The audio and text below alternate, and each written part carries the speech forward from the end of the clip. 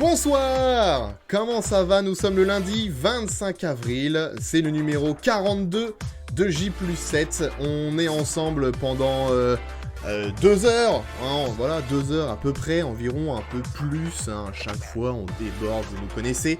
Et je ne suis pas tout seul, comme chaque lundi, on va débriefer la semaine des médias avec toute la team de J+7 qui débarque maintenant. Bonsoir la team J+7. Bonsoir. Bonsoir. Salut.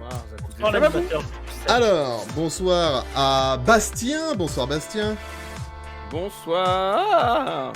Bonsoir au milieu, pour ceux qui sont sur Twitch et pas en podcast. Bonsoir Gauthier. Ah, c'est moi, bonsoir. Oui, c'est toi au milieu. À côté, il y a Pacôme. Bonsoir Pacôme. Oh oui, bonsoir à vous, vous allez bien, super. Ça va, ça va. Il y a le décuple champion de France. Le décuple champion de France, c'est ça, hein, on dit bien ça, décuple, hein, pour 10 fois, c'est bien ça, on est d'accord. Le décuple champion de France, Arnaud. Bonsoir Arnaud. Bonsoir madame, bonsoir monsieur. Mais Oh. champion de quoi? Oh. Champion de Champion de France. quoi Décuple champion de France. Et de quoi? De foot. Le Décuple PSG. champion de France de foot. Parce que le PSG a gagné son 10e titre. Ah oui, c'était sur le terrain, j'avais oublié, pardon. Ah ouais, j'ai c'est pas vu. regarde. Excuse-moi. Et il a le maillot, il a le Ah, maillot je suis qui n'est désolé. pas le même. Ouais. Non, c'est le maillot de cette année. Est-ce que le maillot de cette année? Oui, c'est le maillot non, de c'est cette le année. maillot de l'an dernier. Non, c'est le maillot de l'an dernier, c'est bien ce qui me semblait, c'est ça. On va se calmer, ils ont fait match nul. Hein. Oui, mais ils sont Ouais, champions. on est champion. Ils sont champions. Mais week-end parfait, j'ai été 10 fois champion de France et réélu hier. Allez, let's go. Et on a aussi Jérémy qui est là, on est deux avec une casquette ce soir, c'est Jérémy qui a aussi également une casquette. J'ai le maillot de Bonsoir. Montpellier aussi, mais pour des raisons évidentes de on est très mauvais, je l'ai pas mis, hein, vous comprendrez.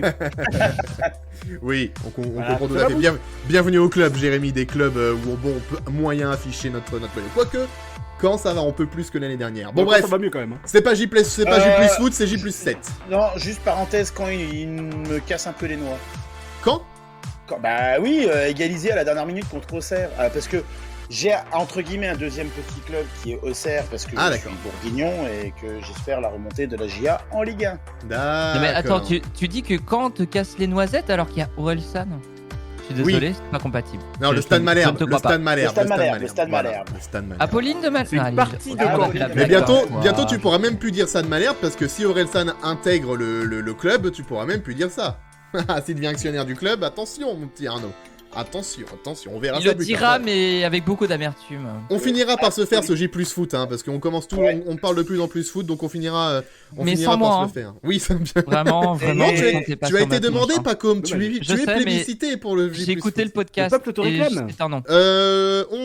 On va vous expliquer tout aujourd'hui sur le sommaire de l'émission, de quoi on va parler. On va beaucoup parler audience ce soir, parce qu'il y aura le thème, le sujet de ce soir, c'est les audiences radio pour ce premier trimestre de 2022. On parlera aussi dans les audiences, on parlera de la meilleure audience de la semaine, des audiences du débat, des soirées électorales, etc. On va aussi, dans le Média Express, parler de Thalassa. On va parler littérature. Oui, pour la première fois dans J+7, nous allons parler littérature, ou enfin, presque, vous comprendrez. On va parler aussi d'M6. Nous allons bouquiner. On va parler d'M6, on va parler foot pour faire plaisir à Pacôme. On parlera foot, encore une fois, mais pour faire vraiment plaisir à Pacôme, on parlera de la télé étrangère avec CNN qui sera là aussi. Et puis. Ah, tu me fais plaisir. Je te fais plaisir. Je te fais plaisir. Oh, C'est pour moi, c'est cadeau. C'est cadeau. Pour être tout à fait précis, CNN qui ne sera plus là d'ailleurs, mais. Voilà, Let's go. on vous dit tout ça, on vous expliquera tout ça. Tout à l'heure, on parlera de l'interview de Fogiel qu'il a donné aux Parisiens et on parlera aussi un peu politique. Bah oui, parce qu'on sort d'une élection, donc forcément, il va falloir qu'on parle un peu politique. Tout ça, c'est pour le Média Express. Pacôme, tu as une triste annonce à faire pour nos amis auditeurs et viewers. Il n'y a pas de PG. Voilà, il le dit tout simplement. Mais il y a une Je pense explication. qu'ils sont habitués, hein, tu sais, maintenant, donc Je pensais que la Demandons demande de ne pas c'était applaudir vraiment. cette séquence. Alors là, alors je rappelle les bases du live, ne parlez pas tous en même temps, merci. 21h10, c'est le premier appel. Voilà. Oui, Bastien, vas-y. Je pensais que la triste annonce c'était l'officialisation d'Elon Musk achète Twitter, mais bon. Ah, alors breaking news. Attention, j'ai pas de sampler alert breaking news, mais oui, juste avant le live, on a reçu la notification. Twitter a accepté l'offre de rachat d'Elon Musk, qui devient donc propriétaire du réseau social. Voilà. 44 milliards de dollars. 44 milliards Non, de dollars. c'est beaucoup. Allez. 44 Et milliards l'action juste pour monte en pouvoir bourse. modifier ses tweets. Ça coûte cher la modification de tweets quand même. hein. Non, mais pas que. Non, mais je Non, pour sais. éviter genre Ça n'était que ça. Je sais bien. Masterclass 420 quoi. Masterclass 400. Oh là On là. va s'éclater. Hein. Oui, on va s'éclater. Ah bah avec Elon, c'est le plus gros, c'est le meilleur tweetos, hein. De toute façon, C'est le regardez plus ses grand tweets, hein. tweetos, Ça hein. fait Bah, du c'est grand plus riche, art. surtout maintenant. On se tape des barres, quoi. J'ai calculé, il me manquait à peu près 43 milliards 999 millions 980 600 euros de gains de tout le monde à son mot à dire pour pouvoir acheter. Ah ouais. Faut faire plus de jeux. Ouais. Oui. Il Bah faut ouais. y retourner, Bah, il faut va falloir y gagner aussi, retourner. Hein. Et Pas ouais, tout les faire. Ouais. il faut gagner. Avant de démarrer les audiences, on dit bonsoir au chat quand même en live sur Twitch. Sam est là, bonsoir Sam, bonsoir Rem, bonsoir Jonathan, bonsoir tes fans de Lille, bonsoir Odizor, bonsoir Daco TV, bonsoir à tous ceux qui nous regardent en direct ce soir et bonjour à ceux qui nous écoutent en podcast évidemment sur j7.fr et toutes les plateformes de streaming. On va démarrer tout de suite ce numéro 42 de J+7 avec les audiences. Les audiences de la semaine, audience télé, on parlera audience radio tout à l'heure. On démarre, comme à chaque fois, avec la meilleure audience de la semaine. À votre avis, quelle est la meilleure audience de la semaine Qu'est-ce qu'elle est bonne cette question, dis donc hein Ah bah oui, la question Elle est me surprend à chaque fois. Bah, il y aurait pas un piège.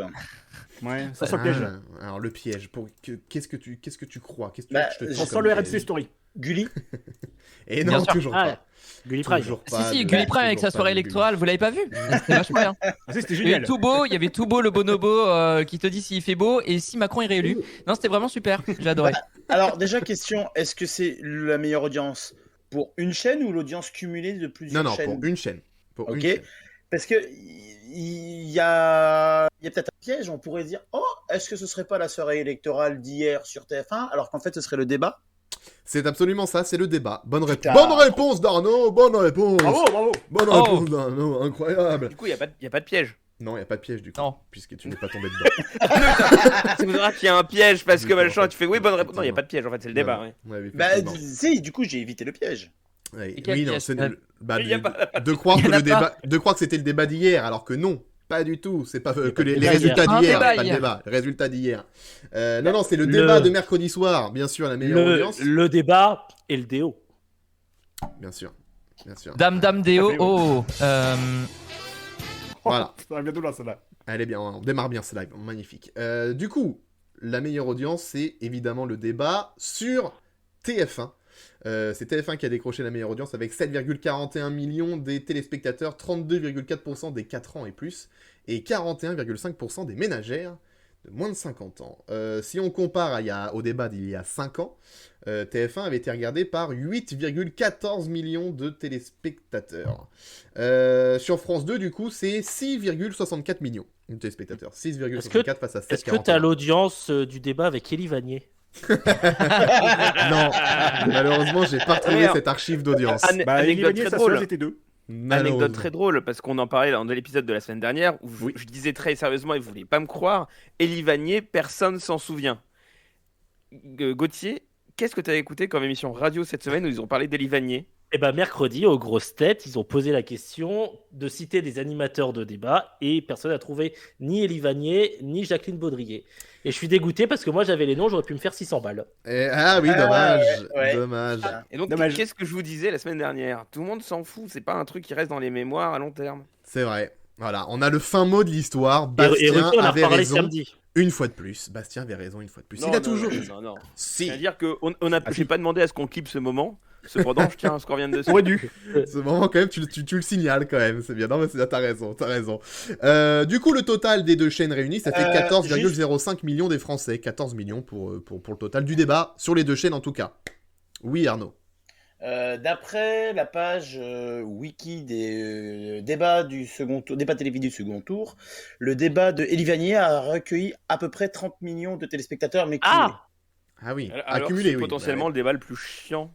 Ouais. C'était quelle Talonné année de près par celui-là, mais 95. 80 C'était 4... 95 Non, c'était Evanier, 95? c'était 95 et Evanier. Non, c'est Durand. Non, c'est 88, c'était 88, c'était le débat Mitterrand-Chirac avec Michel Cotta. Il y avait quand Il même n'y avait pas le très- Mediamat. Il n'y avait pas le Mediamat. En plus. Ouais. Bah non, Euh, parce que oui, alors il y a un Ouais, petit c'est un sondage. astérisque qui envoie sur un lien, mais le lien est dead. Le lien est dead. En tout cas, 14 millions de Français devant le débat, sur les deux chaînes en tout cas. C'est le score le plus bas pour un débat d'entre-deux tours. Ah, Quand on regarde le cumul des deux chaînes de TF1 et de France 2, c'est le score le plus bas ever. Pour un débat. Bastien. Non, mais on va pas rentrer dans une grande diatribe sur l'état de la politique française actuellement.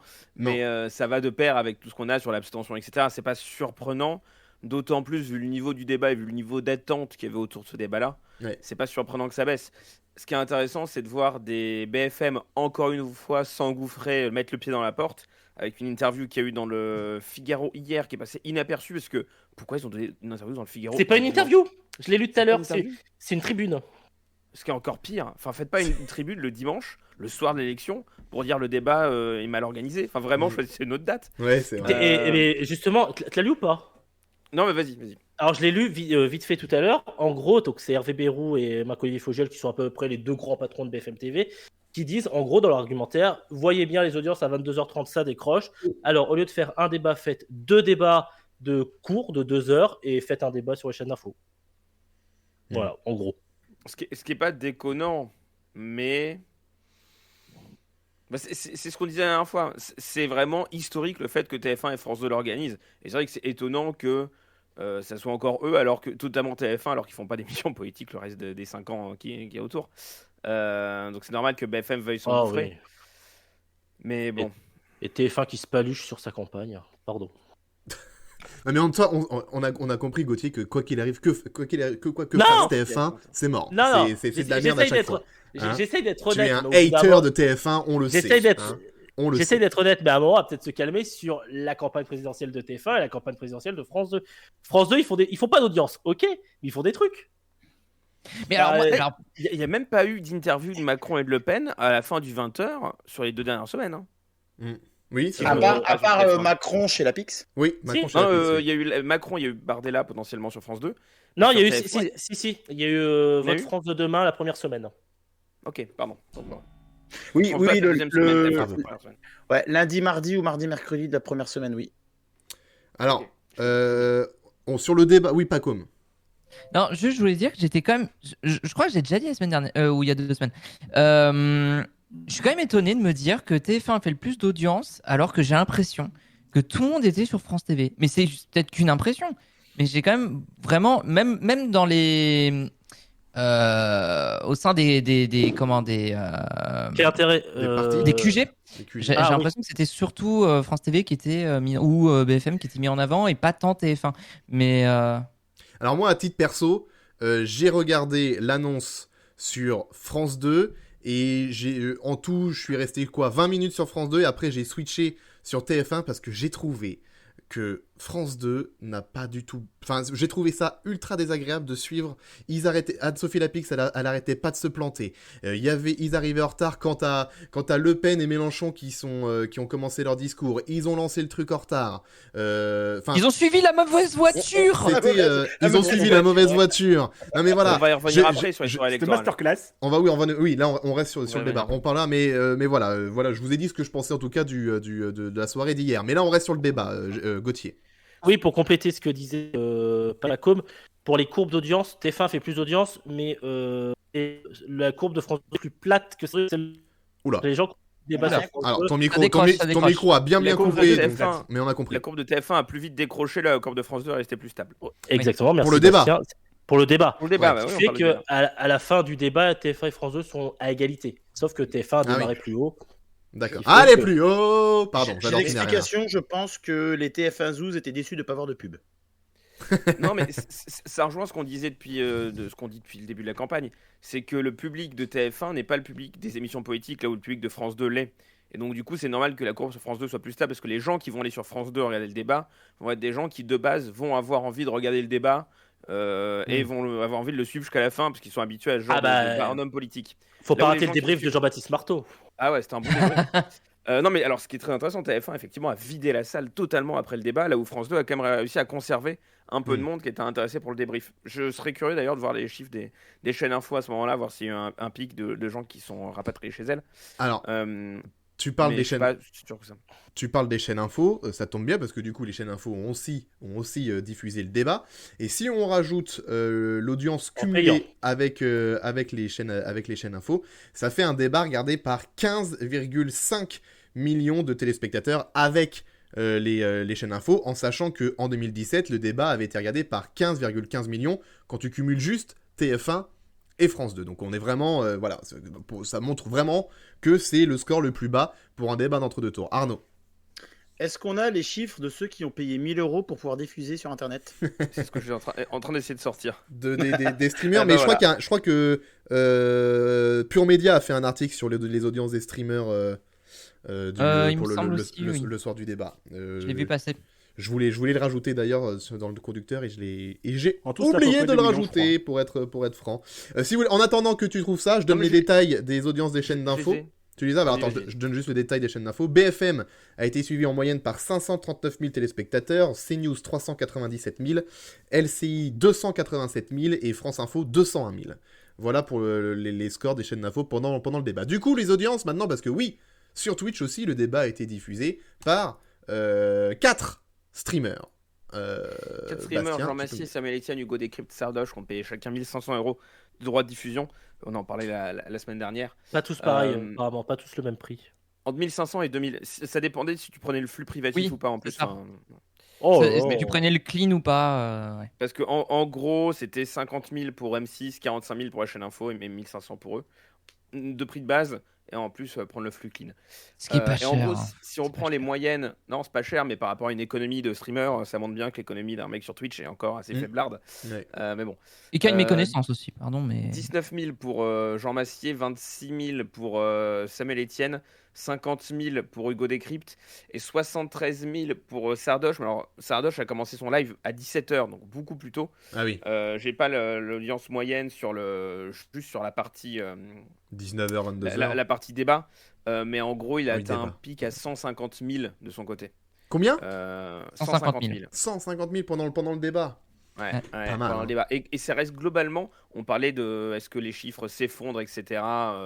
Tout au long de la soirée. Là aussi, ça reste extrêmement stable tout au long de la soirée chez les différents streamers. Surtout chez Samuel Etienne où c'est vraiment ça bouge quasiment pas. Chez Hugo Décrypte, ça s'effondre un peu au mieux, mais c'est un peu le même syndrome de les gens qui vont chez Samuel Etienne s'attendent à avoir de la politique, là où les gens qui sont sur Hugo Décrypte s'attendent pas forcément à avoir une soirée aussi longue de débat politique. Oui. Alors aussi, moi, ce que j'avais remarqué, j'ai vu aussi un article qui en avait parlé, qui ont un peu tout visionné les 4 débats. Il disait que Hugo Décrypte et Samuel Etienne ont eu beaucoup de mal à parler pendant le live. Parce que du coup forcément c'est le débat, donc t'écoutes, donc t'as du mal à caser tes phrases, alors que ça a été beaucoup plus fluide chez Jean Massier, parce que Jean Massier il a l'habitude, entre l'Assemblée nationale, le Sénat, etc., il a l'habitude, donc du coup forcément, c'était... Moi j'avoue que pendant qu'il y avait le débat, des fois j'allais voir sur Twitch ce que ça donnait, comme moi je savais même pas que Sardoche avait été en train de le diffuser, je l'ai appris pendant la soirée, donc du coup je suis allé voir à un moment aussi. Il l'a annoncé tardivement. Ouais, c'est ça, donc moi je le savais pas du tout, donc en cours de débat je suis allé voir Sardoche pour voir les chiffres qu'il faisait en gros, pour voir aussi s'il y avait des streamers connus qui regardaient, et j'ai trouvé des noms, je ne les balancerai pas mais j'ai trouvé des noms, et donc du coup ensuite j'ai regardé les 4, et c'est vrai que chez Jean Massier c'était beaucoup plus agréable de suivre le débat, parce que Jean Massier il sait placer sa voix au bon moment, il sait placer sa phrase, il sait quand est-ce qu'il peut intervenir. En plus sur le live il avait fait un petit encart pour écrivant plein de détails de la soirée, des propos tenus par les deux, etc. Donc franchement, c'était beaucoup plus abouti, et on voit qu'il a beaucoup plus d'expérience que les autres. Pas comme... Bonjour. Complètement d'accord avec toi, c'est ce que je voulais dire. On voit même Samuel Etienne, ce qui était assez... je trouve un peu ridicule quand même. C'est qu'il en venait carrément, comme il n'arrivait pas à se caser vocalement, il a essayé de parler à travers le chat. Puis derrière, il a essayé de parler à travers son overlay, ce qui était ok. Ouais. Enfin, et effectivement, il y a comme dirait que c'est cringe. C'est cringe en fait. C'est cringe à mort. Non, c'est même pas cringe, c'est juste.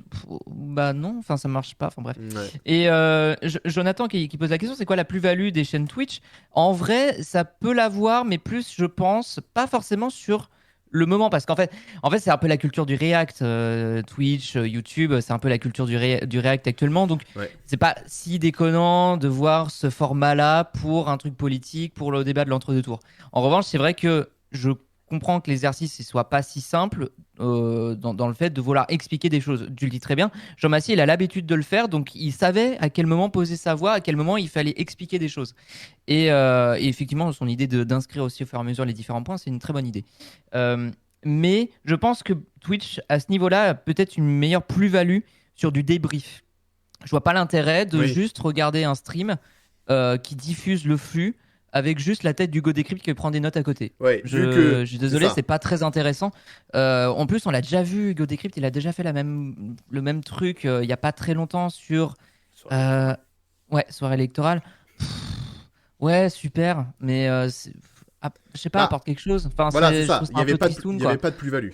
Bah non, il n'y en a pas. Alors qu'il y a un plateau, alors qu'il y a une réalisation, il y a des équipes techniques derrière. Enfin, c'est bien beau d'avoir des équipes techniques, mais c'est juste pour voir un mec. Non, pas sur le débat, mais ça aurait été plus malin pour le coup, comme tu dis, que Hugo Décrypte et Samuel Etienne fassent une vraie soirée de débrief, parce que autant le React tu pouvais le suivre chez Jean Massier parce qu'il le faisait très bien. À partir de 23h30, ça se finit trop tard. Après ça fait tard, effectivement, je suis d'accord avec toi. Mais bon. Twitch, tu sais, le public qui regarde Twitch, il peut se coucher jusqu'à tard. Enfin, c'est pas. Franchement, c'est pas déconnant, je trouve. Hein. Alors, juste avant de donner la parole à Bastien, je remercie Bjorn le Grolandais pour le follow. Merci Bjorn le Grolandais. Et bienvenue à toi. Bastien, c'est à toi. Pour moi, ça a du sens de faire les deux, et c'est ce qu'on fait d'ailleurs quasiment toutes les chaînes, de diffuser le débat puis de faire un débrief. En fait, les gens qui vont regarder le débat, comment dire, autant à ce que les gens restent totalement toute la soirée chez toi, de payer 1500 balles pour que les gens puissent venir chez toi, regarder le débat, puis faire le débrief. En fait, c'est des gens que tu vas attirer aussi comme ça.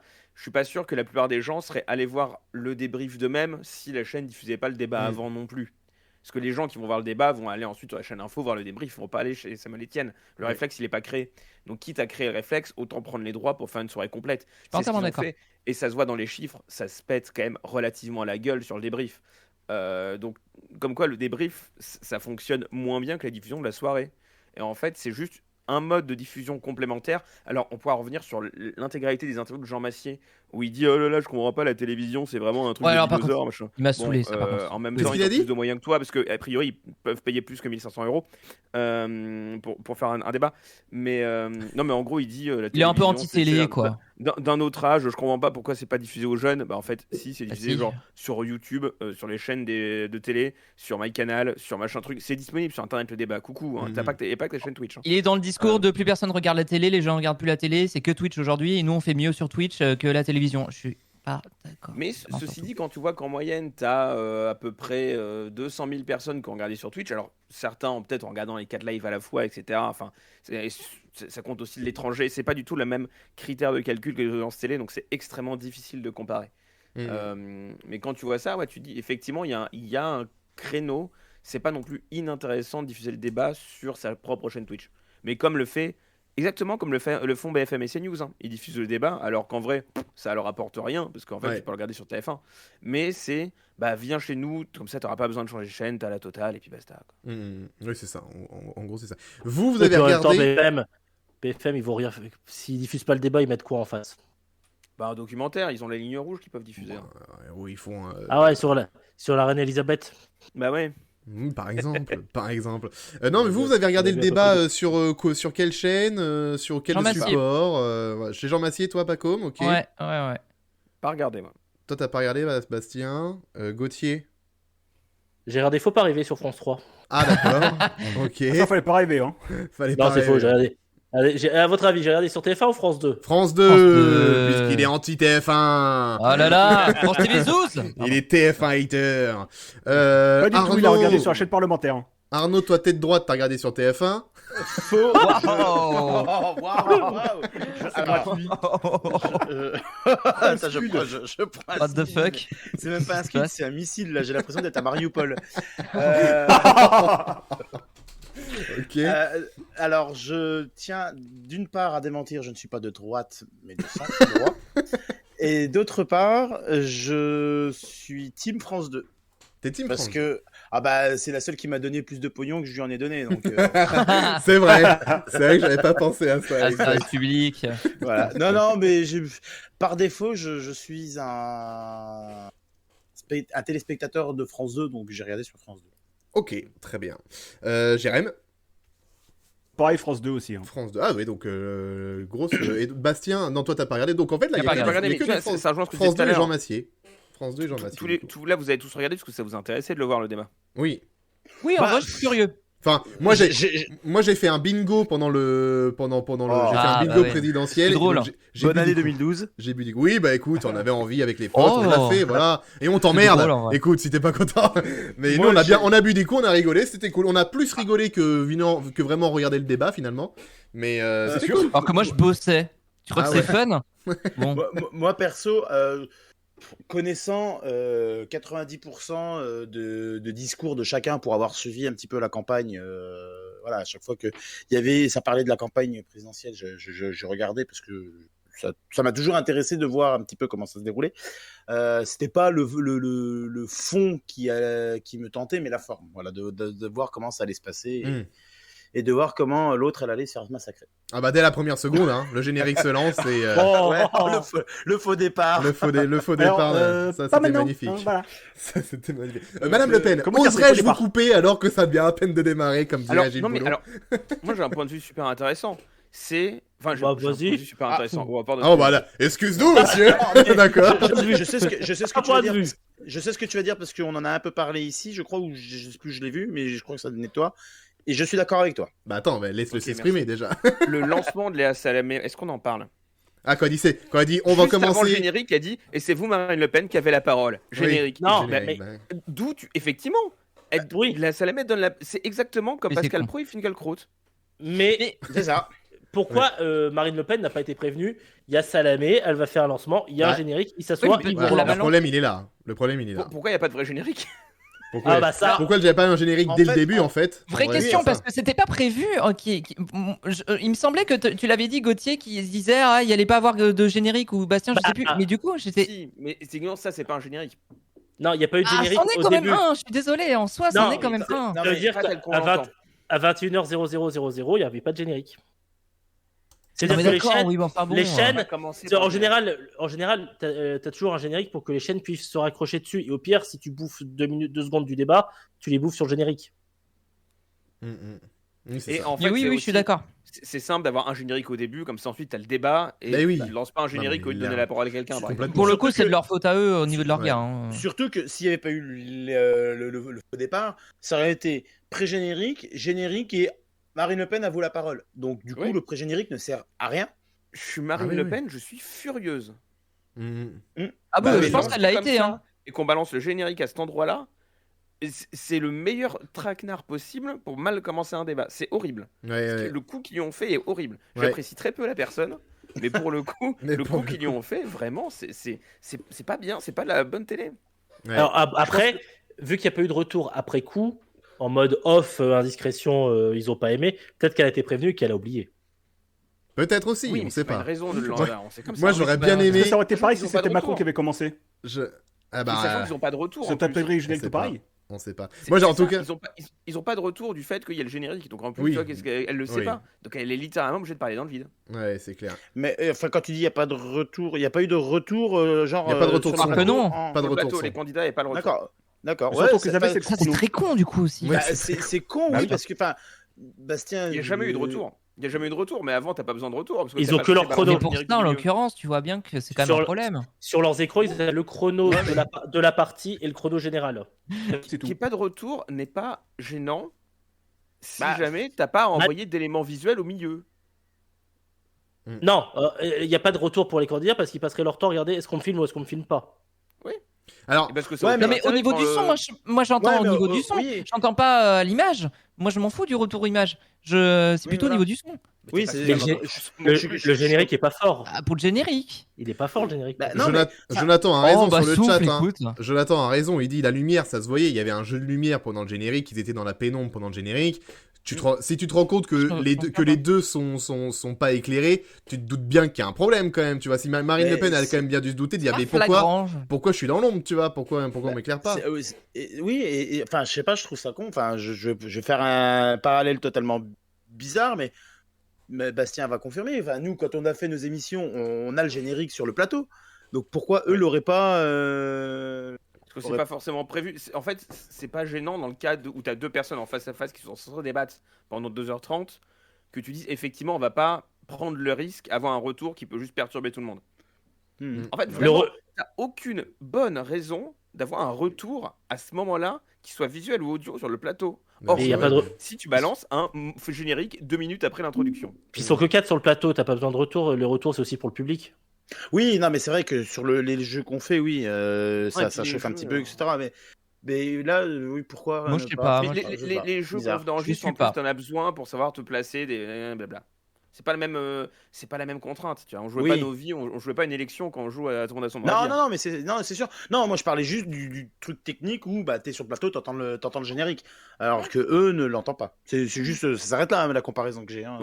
C'est potentiellement prendre plus de risques que d'avoir davantage à l'organiser, à la mettre en place en tout cas. Bah, c'est quoi le risque de juste de mettre un générique, enfin une musique. T'as un mille qui arrive au milieu du débat par erreur, etc. Enfin, un problème technique, ça peut arriver vite. Hein. Quand tu vois le nombre de cas régie qu'ils ont mis à disposition, le nombre de caméras de secours, t'as pas envie de prendre de risques. C'est vraiment le soir où tu prends le moins de risques possible. Il n'y a pas non plus un énorme risque à ce niveau-là, en vrai. Non, puis le budget dans le deuxième quart de régie. Hein. Ouais, enfin bon. Il y avait pas. Je regarde le replay du générique, il y avait aucun jeu de lumière.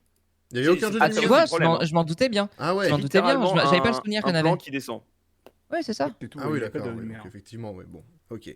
Non, mais c'est vrai que c'est soit ils ont oublié de prévenir l'équipe et de prévenir Le Pen et c'est pas bien, soit Le Pen elle a oublié qu'elle devait attendre 30 secondes avant de jouer. C'est con. Non, il file pas, je sais. C'est là le souci. Tu les préviens. Je sais. Le lancement de Salamé est trop risqué pour ça. Beaucoup trop risqué. C'est ça, c'est vrai. C'est vrai que du coup, ça porte à confusion, c'est clair. Donc en tout cas, ça... Salamé dans l'embarras. Oh oui, ça c'est vrai. C'est drôle. C'est J'aime bien cette blague. Dernier mot sur la soirée du débat, puis après on va parler de la soirée électorale d'hier. Du coup, est-ce que vous avez une dernière chose à dire sur le débat? C'est bon, on a fait le tour. Gilles Boulot. Retour son. Ok, très bien. C'était les derniers mots sur le débat. Ah, c'est tout. Non, mais je me souviens plus du mot qu'il a dit. Il a dit finito. Finito. Finito, oui, mais... Finito, Gérard Majax. Ripollinet. Ripollinet la façade, c'est ça? Putain, tous les trucs qu'il y a eu sur Gérard Majax, mais envie de clams. Non mais bon. Ouais, salut Gérard Majax. Moi, on a des nouvelles de lui, il est encore vivant, tout va bien. Ridicule. Gérard Majax a quand même fait toutes les émissions, enfin toutes les chaînes info le lendemain. Ouais. Et Gérard Majax, attention, tour de magie, je disparais. C'est vraiment c'est incroyable. C'est exactement ça, ouais. C'est de la magie.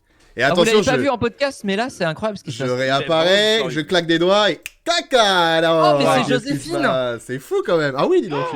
Ce superbe gag visuel vous était présenté par Alex. Incroyable. Allez, on passe à la soirée électorale maintenant. Du coup, c'est hier soir. Qui a remporté la bataille des audiences entre TF1 et France 2 en sachant qu'il y a 2 semaines c'était TF1 qui avait remporté la bataille avec 7,27 millions de téléspectateurs. Hier il y a eu moins de téléspectateurs mais c'est quand même TF1 qui a gagné avec 5,60 millions de téléspectateurs, 23,4% des 4 ans et plus et 28,8% des femmes responsables des achats de moins de 50 ans, sachant, je vous rappelle les horaires de l'émission, 19h52 22h51. Mais voilà pour les audiences. Je comprends pas c'était la cible, les femmes de 50 ans. Enfin, j'arrive pas à comprendre comment on peut mettre une cible comme ça sur une soirée électorale. Bah, tu la cibles. La pub que tu mets après. C'est la pub, ouais, c'est ça. Ouais, c'est ça. Ouais. C'est ça. Pub avant, pub après. Ce qui est très con, parce que Alex communique sur le 19h58, 21h et des brouettes, alors qu'il y avait une partie avant, une partie après, c'est-à-dire qu'il n'y a même pas de pub. Oui. Ouais, il n'y a pas de pub. Donc, ouais, là, c'est vraiment la partie 19h52. Divisé en 2. Ah oui, ils ont d'accord, ok, en 3, ok, carrément. Non, donc, France Télé, ils ont divisé en 3 aussi, je crois, non? Non, 2. Il me semblait que sur France.tv, c'était écrit partie 3 à un moment donné, donc j'étais un peu surpris. Aussi. Alors, France Télé qui a fait un magnifique documentaire après, 13h15 la nuit. Ah oui. Sympa le titre. Il existe un 13h15 après 22h. Ah, c'est fou. C'est fou. Ça. Celui-là, on le range définitivement avec cette habit, tu vois. Ouais. Ça ne veut plus rien dire. À la limite, les Merci, rediffs de 13h15 le dimanche à 1h du mat, pourquoi pas?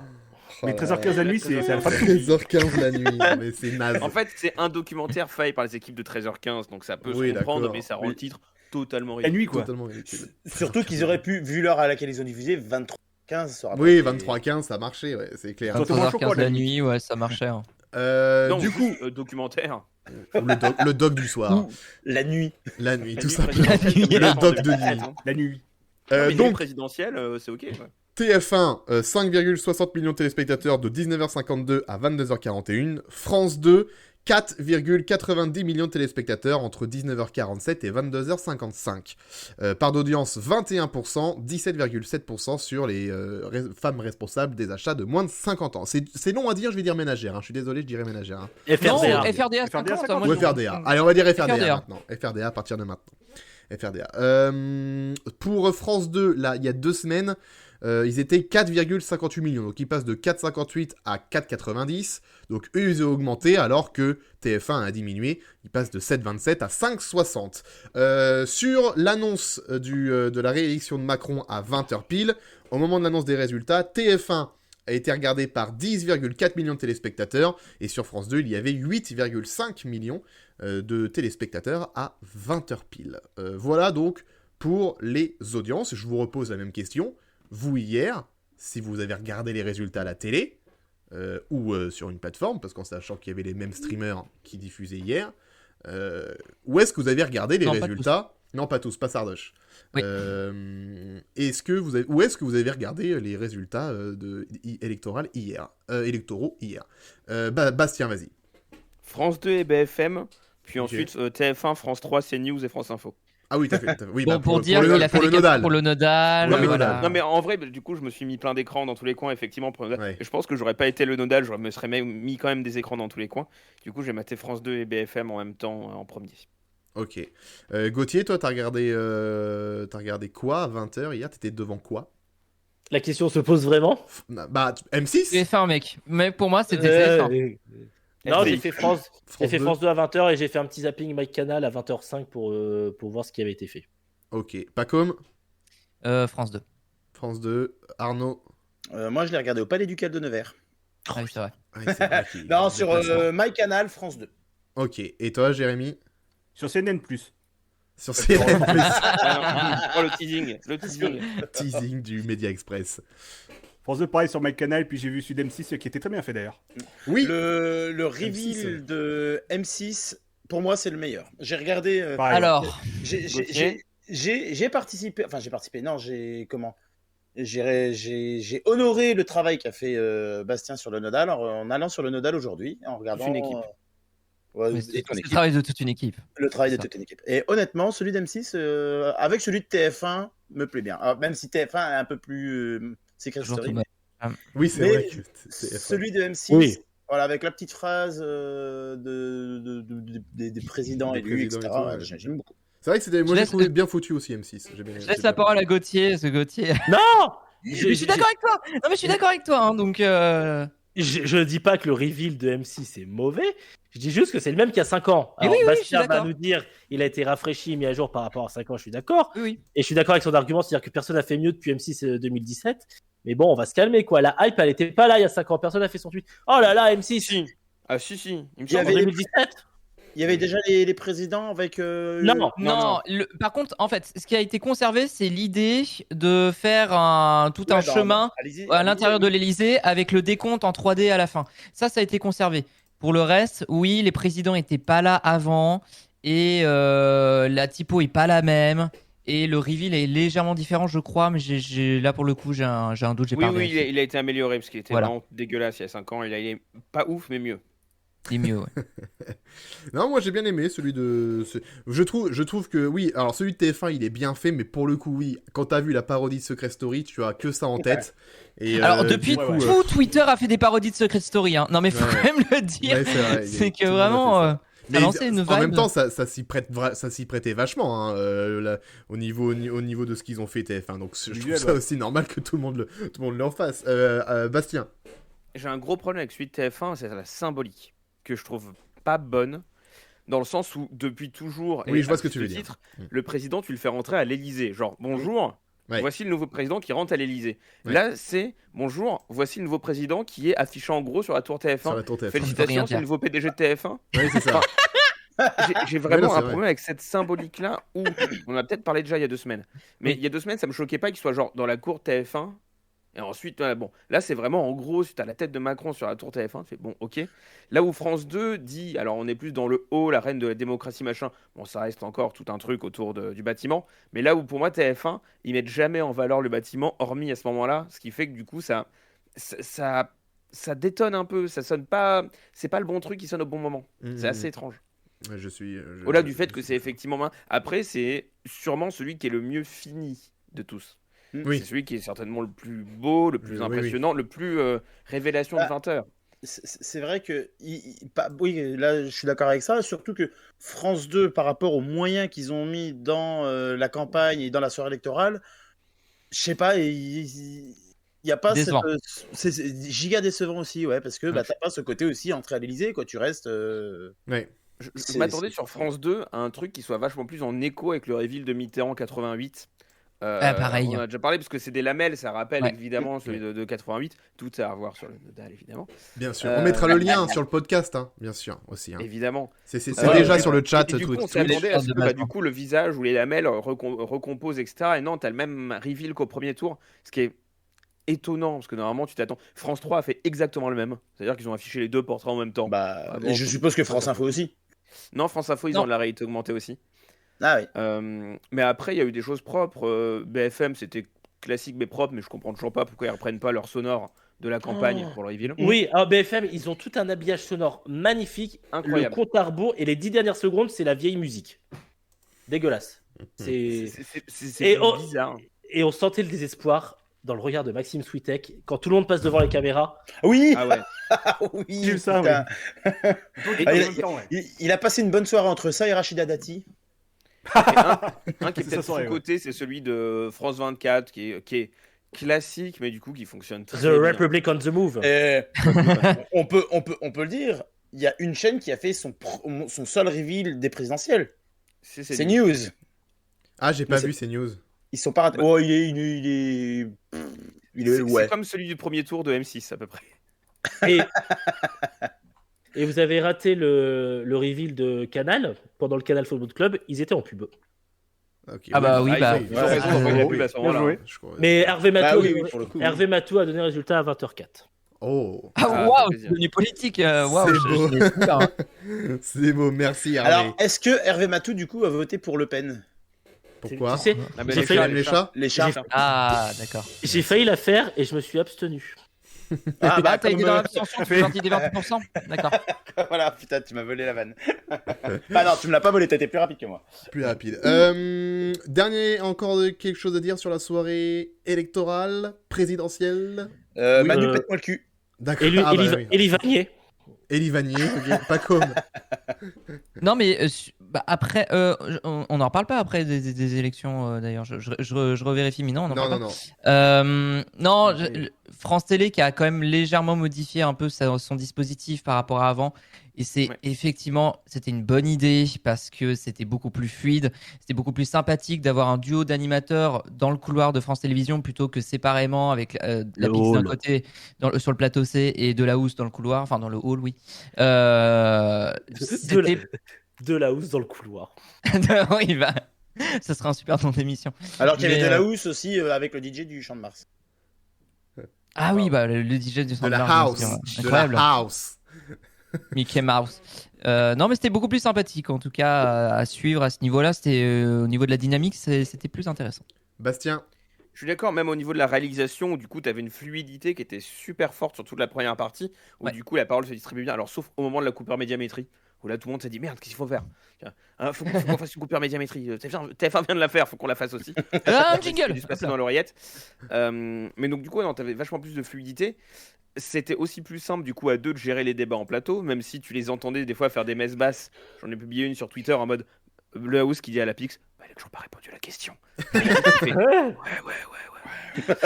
Donc t'avais des trucs sympas, mais un peu comme ce qu'on a vu pour les municipales où de la House partait totalement en vrille. Donc on avait ce truc-là qui était sympa. Par contre, du coup, ça donnait un hall qui était vide après 20h, où t'avais Johanna Gidia et Jean-Baptiste Marteau qui étaient tout seuls dans le hall à se battre avec leur écran qui était filmé pour être diffusé dans l'autre écran, machin. Et donc du coup, t'avais ce truc de, mais pourquoi en fait tu sentais qu'ils devaient animer tout l'avant reveal, ça c'est bien fait, mais que sur l'après, c'est revenu à un truc extrêmement traditionnel.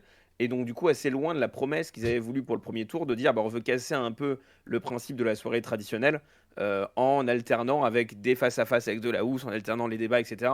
Là, tu étais sur un truc vachement plus plan-plan, entre guillemets, pour deuxième tour. Arnaud. Et j'ai une question pour ceux qui ont regardé, parce que moi, je l'ai regardé, parce qu'après, j'étais un peu pris par la soirée. Il n'y a pas eu des couacs techniques aussi sur France 2, genre... Il n'y avait pas un décompte du nombre de voix qui arrivait en temps réel chez Jean-Baptiste Marteau, et où en fait ça s'est planté. À un moment, ils ont annoncé limite Le Pen qui était en tête. Et, 14 millions, ouais. Il l'a dit. 14 millions. Si, il l'a dit en gros que c'était les remontées du ministère de l'Intérieur, donc forcément Le Pen était en tête parce que c'était les zones rurales. Oui, mais c'était faux parce que au final, même Le Pen n'a pas obtenu 14 millions de voix, elle en a obtenu 13. Non, mais c'était faux. Libé a fait un check news sur le sujet et effectivement, il y a eu un truc. Le seul problème, c'est que France 2, du coup, c'est pas expliqué à l'antenne. Le seul truc qu'ils ont corrigé, c'est le fait qu'ils affichaient Parti Socialiste ou Manuel Valls. Ah oui, c'est vrai. Excusez-nous, Manuel. Parce que malheureusement, ça a un petit peu alimenté la sphère complotiste aujourd'hui sur les réseaux. Ah bah forcément. Bah forcément, hein. Vu que c'est c'est ce qui est complètement con parce que c'est un dispositif de France 2. Donc si France 2 se plante, France 2 n'a pas non plus la vérité absolue. C'est là où ça fait mauvais genre. Ça fait mauvais genre, oui. Sûr. Mais c'est plus pour France 2 quoi au final, parce que ailleurs il n'y a pas eu de couac. Après, j'ai pas entendu parler du moindre couac de la sphère complotiste avant que tu m'en parles. Donc vraiment, change de timeline Twitter. Ouais, c'est clair. Non, faut juste que je fasse le prix dans mes amis Facebook pour ceux qui ont pu voir un petit peu des activités Facebook que j'ai eu ce week-end. Et en fait, je suis tombé sur un compte Facebook qui parlait de ça et du coup, j'ai tapé le chiffre exact sur Twitter et je suis allé voir un petit peu ce qui se disait. Et donc, tu leur as donné de la visibilité. De la visibilité. Oui, mais alors, oui, je leur ai donné un vu. Ouais, super. C'est déjà trop. C'est déjà trop, monsieur. Ouais. C'est déjà trop.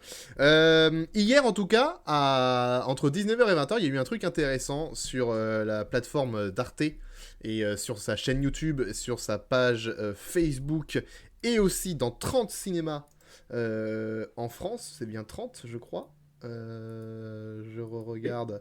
Oui, c'est 30. Vrai qu'à ce niveau-là, on est à 1 près. Hein. Oui, à ce niveau-là, je vais être précis. En fait, hier, Arte a diffusé sur Arte TV, sur le numérique, pas sur la chaîne.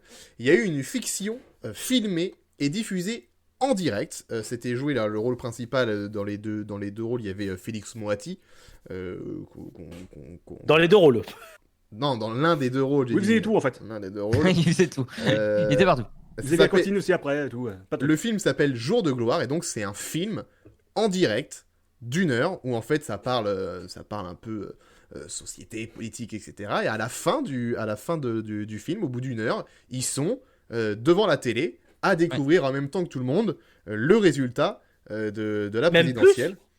Il y a toute une scénographie où sur les quelques minutes avant 20h, avant de les voir, ils doivent être dans le grenier pour le reveal en direct, on voit les reveals des élections précédentes.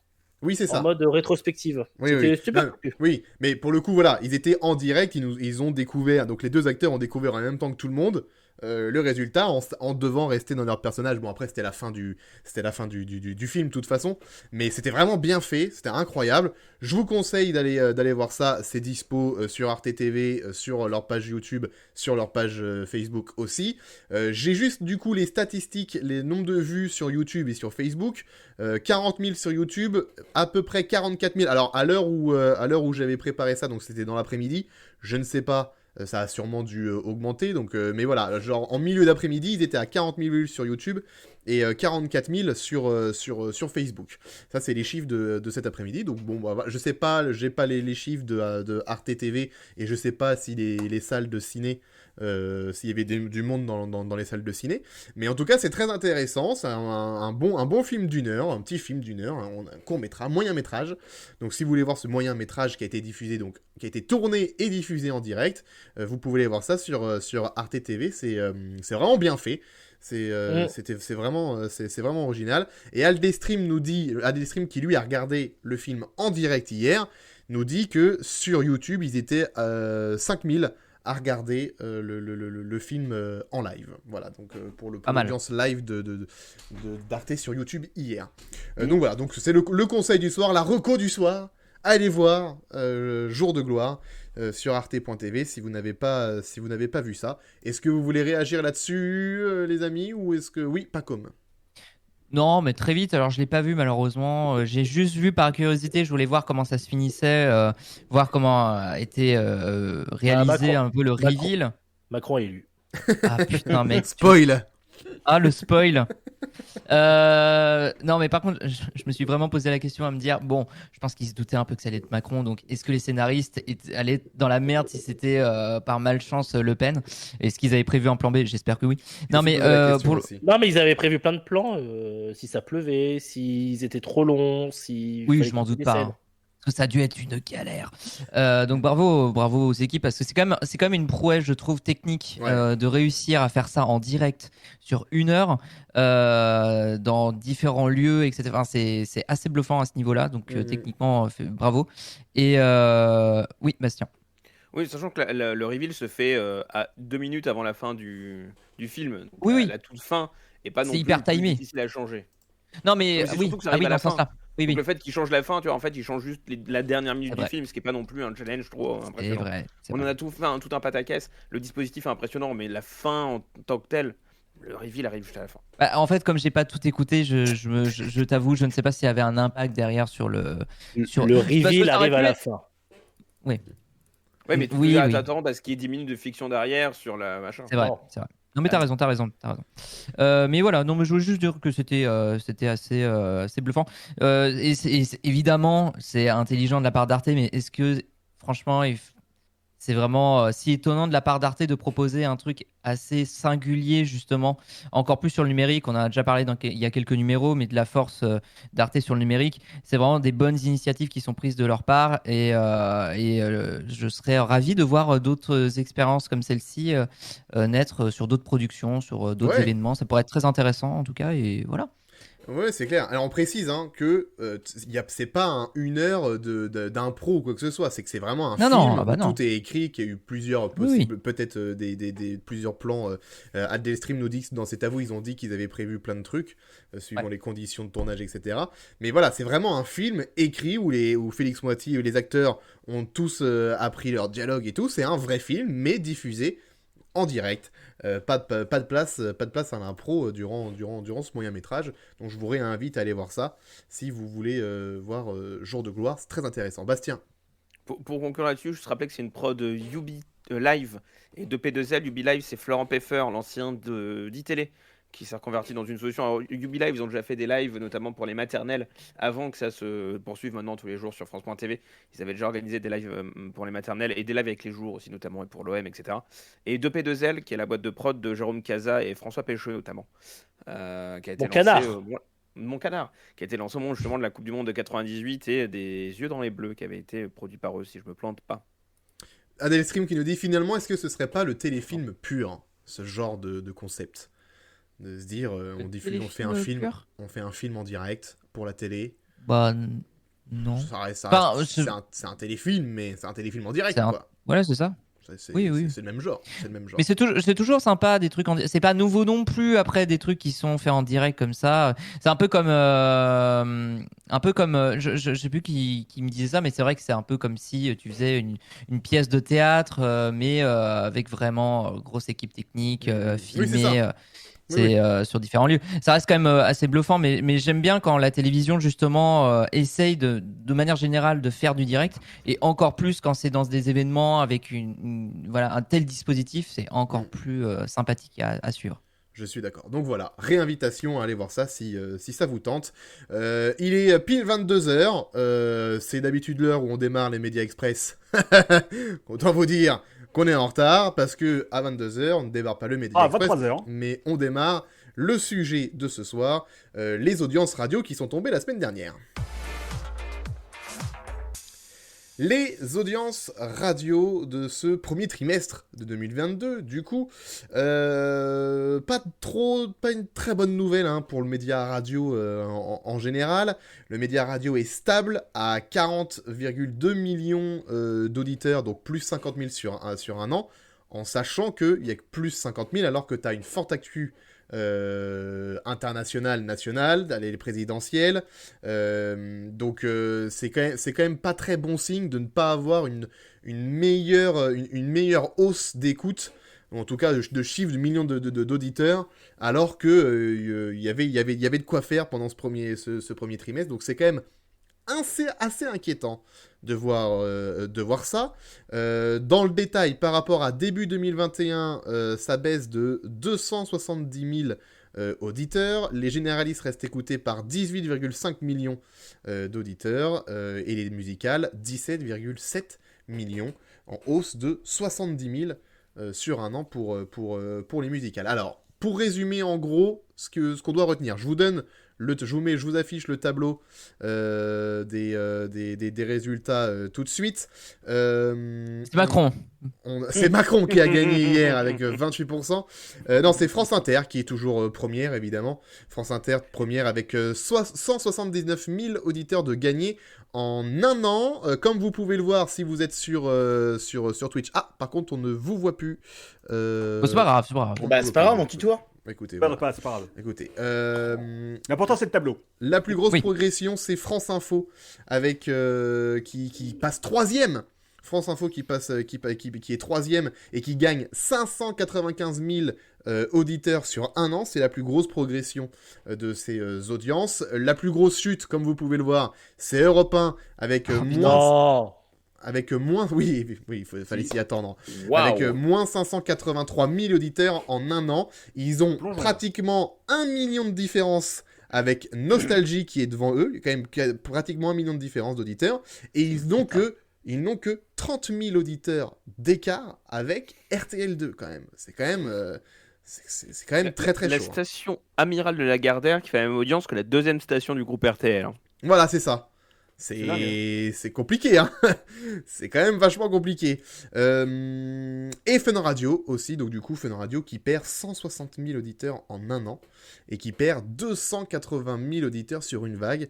Le nouveau format de Fun Radio apparemment ne marche toujours pas.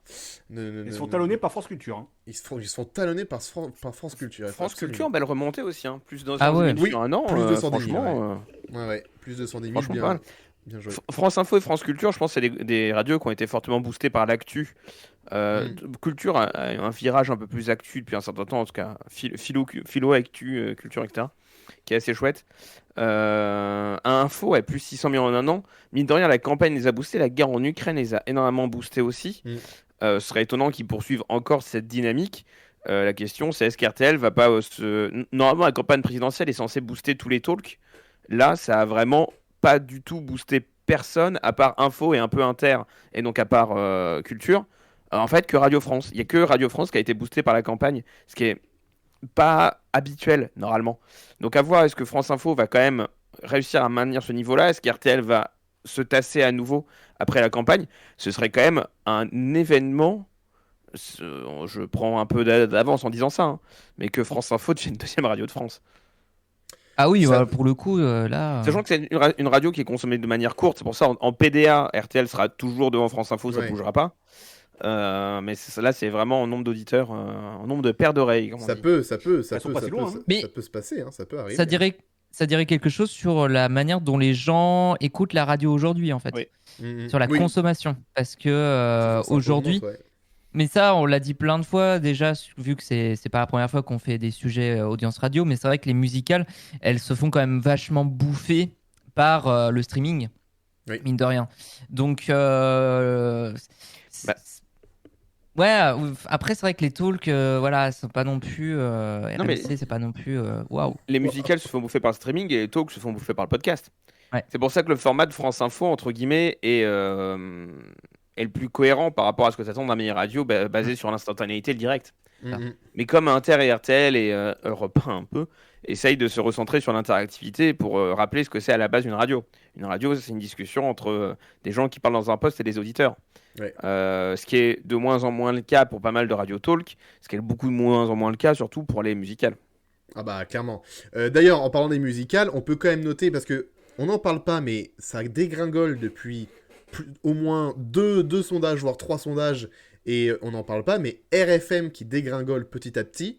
RFM qui avait une grosse puissance il y a encore 3-4 ans, qui montait bien, etc.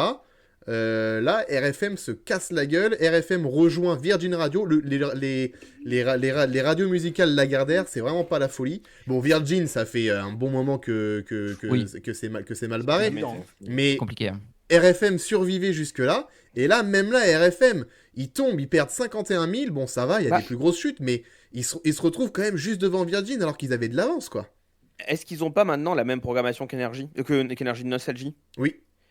Quand tu vois que Nostalgie prend 235 000 quand AFM se pète la gueule, est-ce que Nostalgie n'est pas enfin arrivé sur cette génération 80 et ses tubes gold que avait RFM depuis maintenant quelques années ? Ouais, mais RFM, eux, contrairement à Nostalgie, ils font un mix de anciennes chansons et chansons françaises actuelles qui passent. Nostalgie, ils font un peu ça, mais plus rarement. Ouais. Ils ont un mix qui est vachement plus porté sur le gold que RFM. Ouais. Mais ils ont. J'ai eu écouté Nostalgie il y a quelques années. Et ça arrive d'avoir le nouveau tube de Julien Clerc, parce que ça reste un article Nostalgie avant tout. Ouais, c'est ça. Oui, d'accord, ça reste les vieux artistes. C'est plus orienté chansons françaises anciennes et nouveaux titres des anciennes chansons françaises. Ouais. Le RFM, effectivement, est plus orienté sur les nouvelles chansons françaises qui font du vieux. Voilà, Nostalgie qui fait du stop ou encore le week-end, c'est-à-dire qu'ils font à 4 à la suite avec 4 titres du même artiste. Ah oui. D'accord. Ah oui. Oui. Ah oui. Ouais. Mais Nostalgie qui remonte bien aussi, hein, plus 235 000 en un an. C'est pas mal. Hein. Mais des fois, c'est bien Nostalgie quand tu tombes sur des chansons que t'aimes bien. Mais Nostalgie, l'autre jour. Oui, et puis l'autre jour, enfin, oui. L'autre jour, je vous ai pas dit. Ah, attendez, j'ai une anecdote. Je suis tombé sur un 4 à la suite. Mylène Farmer, j'ai kiffé ma race. Ah ouais, d'accord. C'était lesquels ? C'était quelle chanson de Mylène Farmer ? Il y avait Désenchanté, Libertine, je sais plus. Mais il y en avait. J'ai envie de répondre à un truc, mais je vais avoir des problèmes. Mais oui, après, pour pas laisser ce pauvre Arnaud tout seul, on a eu Michel Sardou quand on a pris la voiture ensemble et qu'on est tombé sur 4 à la suite. Brûlé. Eh ben, quand t'as les 8 minutes du Connemara, tu kiffes. C'est vrai que ça dure 8 minutes. Sans pub. Sans pub. C'est comme les 8... Petit aparté, l'autre jour, j'aurais gagné 2000 € à Slam grâce à la finale sur le lac du Connemara. Il fallait trouver des mots du lac du Connemara. Ah ouais. Voilà. Terre brûlée. C'était quel jour ? Terre brûlée au vent. Je sais plus, je crois que c'était vendredi ou... Je sais plus, c'est un jour où j'ai pu voir la finale en rentrant avant 17h40. Ok. Oui, ça peut être tous les jours, quoi. Non. Voilà donc pour les audiences, mais les audiences donc de la globalité de la journée hein, pour chaque radio. On va rentrer un peu plus en détail par tranche. Ce qu'il y a à retenir par tranche. On va commencer par les matinales. Les matinales, France Inter est toujours premier. Toujours premier. Ils sont quasi stables sur un an. Ils gagnent 8000 sur un an, donc voilà, c'est bien. Mais par contre, moment de grâce. Ils perdent sur une vague. Ils ont perdu 110 000 auditeurs sur une vague Inter. Mais voilà, ils sont toujours numéro 1. RTL est deuxième. À noter France Bleu qui se fait doubler par France Info. D'habitude, récemment, c'était France Bleu qui était troisième. Et là, bim, le matin. Là, c'est France Info qui passe troisième. Les gens qui écoutent France Bleu sont sur France 3 maintenant. Il y a eu surtout il y a eu un petit impact grève qu'il y a eu il n'y a pas longtemps sur France Bleu. C'est vrai. Ah bon, il y a eu une grève ? Il y a eu un jour de grève à la radio, mais il y a surtout beaucoup de grèves sur le numérique en ce moment. C'est vrai. C'est vrai. On a déjà parlé. T'écoutes pas les émissions qu'on fait ? Oui, il faut écouter les émissions. Suite à la plateforme les émissions, mais ils n'écoutent pas en fait. Mais s'il y a grève sur le numérique, c'est pas ça qui va t'empêcher d'écouter la radio. Enfin, vous voyez ce que je veux dire ? Oui, pour eux, ça impacte pas trop l'antenne, quoi. Voilà. Ça dépend si tu l'écoutes. Non. Ça pourrait. Tu veux dire que ça a brouillé l'écoute ? Oh oui. Ça a brouillé l'écoute. Je donne juste les chiffres quand même. La matinale de France Inter, c'est 1 964 000 auditeurs au quart d'heure moyen. Hein, voilà, pour être précis si vous voulez le chiffre. Donc RTL 2e, France Info 3e, France Bleu 4e qui perd sur un an et sur une vague, France Bleu. Europe 1 perd sur un an, mais attention, bonne nouvelle pour Europe 1, ça progresse sur une vague. Et, oula. Et oui, il y a des bonnes zooms, il y a des bonnes nouvelles. Regardez, il reste une nouille dans le placard. C'est une bonne nouvelle, on va pouvoir encore manger un peu. Ils ont perdu 176 000 en un an, mais ils ont gagné 42 000 sur une vague. Pas comme. Non, je voulais dire quand même que c'est intéressant. Je crois qu'il y a eu un article du Parisien d'ailleurs qui a interviewé Salia Bracchiglia et Marc Fauvel. Parce que c'est vrai que ça devient de plus en plus un duo important dans les matinales radio, j'ai l'impression. Radio et télé aussi, mais plus radio quand même. Je trouve ça intéressant la remontée de France Info justement sur les matinales. Depuis quelques temps. Je ne sais pas quels étaient les scores avant, en fait. Mais j'ai l'impression que vraiment, il y a une remontée là-dessus de la part de France Info. France Info, si tu regardes le classement là, il y a 5 ans, France Info, ils étaient au niveau d'Europe 1. Et Europe 1 est au niveau de France Info maintenant, en gros. D'accord. Gros, grossièrement. Bastien. Oui, non, sur Fauvel Bracchiglia, il y a ça. Il y a aussi le fait que la tranche, du coup, dure de 6h30 à 9h30 avec les informés. 7h, 9h30 avec les informés. Tu vois sous, toi ? Ça fonctionne bien. Il y a pas mal. Hein ? Oui. Quoi ? Il dit tu bosses où ? Oh, ce moment de live est incroyable. Pardon ? C'est formidable. Non, mais oui, bah, excuse-moi de pas connaître la grille par cœur. L'appli, je suis renvoyé à Sybille. Ah, putain, c'est terrible. Non, mais oui, il y a ça, le fait que c'est une matinale aussi qui a plus d'humeur. France Info, ça a longtemps été des matinales extrêmement sérieuses. Et depuis que Bruce Toussaint est passé, il y a cette volonté d'avoir une matinale qui est un peu plus dans l'humeur. Et Fauvel s'est mis dans les chaussons de Toussaint. Enfin, un peu plus dans l'humeur. C'est pas non plus il y avait déjà de l'humeur. Hein. Oui, mais j'ai l'impression que ça continue un peu à être un peu plus sympathique à écouter. Mais oui, Fabienne Synthèse, c'est vrai qu'il y avait un peu d'humeur aussi. T'as raison. En fait, t'as raison. Merci. Bah voilà. Mais je sais pas, pour moi, Fauvel réussit mieux là-dedans. J'éprouve énormément de sympathie pour Fauvel, qui est très bon dans l'exercice. Le duo avec Bracchiglia fonctionne très bien pour l'interview. Le duo avec Renaud Zeli fonctionne encore, là aussi, très bien pour les informés du matin, qui est, je pense, une des meilleures émissions, qui est pour moi bien mieux que les informés du soir. On va calmer quand même 2-3 choses. Salia Bracchiglia est là juste pour l'interview du 8h30. Juste pour l'interview, ouais. Oui, voilà, c'est-à-dire que. Mais le duo marche bien quand même pour l'interview. Oui, mais c'est quand même 7-8-30 tout seul, Fauvel. Voilà. C'est comme Salamé de Morand, tu vois, c'est pas c'est la même chose. Oui, non. D'ailleurs, tu penses quoi de Salamé, Bastien ? Je dirais la piche sera envoyée à Sybille. Il l'adore. C'est la suite de la vanne. Parce que, en gros, France Info, c'est vachement plus restreint. C'est 8h30, 9h. Paf, c'est le 8h30 France Info. C'est une interview politique. Là où France Inter, Léa Salamé revient plusieurs fois parce que des interviews tournent un peu plus souvent. Oui. D'accord. Toujours sur les matinales généralistes, RMC, donc Apolline de Malherbe, perd sur un an et sur une vague aussi. Donc bon, ça ne fonctionne. Ça avait si le dernier sondage d'Apolline de Malherbe avait été plutôt bon, et là, la joie d'il y a 3 mois n'est plus la même. Hein. Moins 97 000 sur un an, moins 98 000 sur une vague. Donc, faut rappeler Bourdin. Ah non, pardon. Non plus, non, pas compliqué. possible. Compliqué. Donc voilà, donc Apolline de Malherbe, c'est pas terrible non plus pour les matinales. On reste sur les matinales, mais cette fois sur les matinales musicales, où là, c'est simple, tout le monde perd. Voilà, tout le monde perd sur un an, c'est incroyable. D'habitude, tout le monde gagne, je comprends pas. Oui, alors, si tu regardes les communiqués des radios, tout le monde gagne, évidemment. Mais si tu regardes les vrais chiffres, tout le monde perd en fait. Mais est-ce que vous achetez un monde où tout le monde gagne à la fin ? Moi, je veux un monde comme ça, moi. Je t'avoue. Merci Zazie. Évidemment. Tu habites rue de la Paix, Cotier, c'est ça ? Exactement. Très bien, merci. Donc, les matinales musicales. Énergie est toujours premier, hein. Manu dans le 6-10, j'allais dire Manu dans le 6-9, oh là, je suis à la vieille époque. Manu dans le 6-10 est toujours premier avec 611 000 auditeurs le matin. Il perd quand même 6 000 sur un an, mais c'est la moins grosse perte des matinales musicales. Moins 6 000, c'est en gros quasi stable, quoi.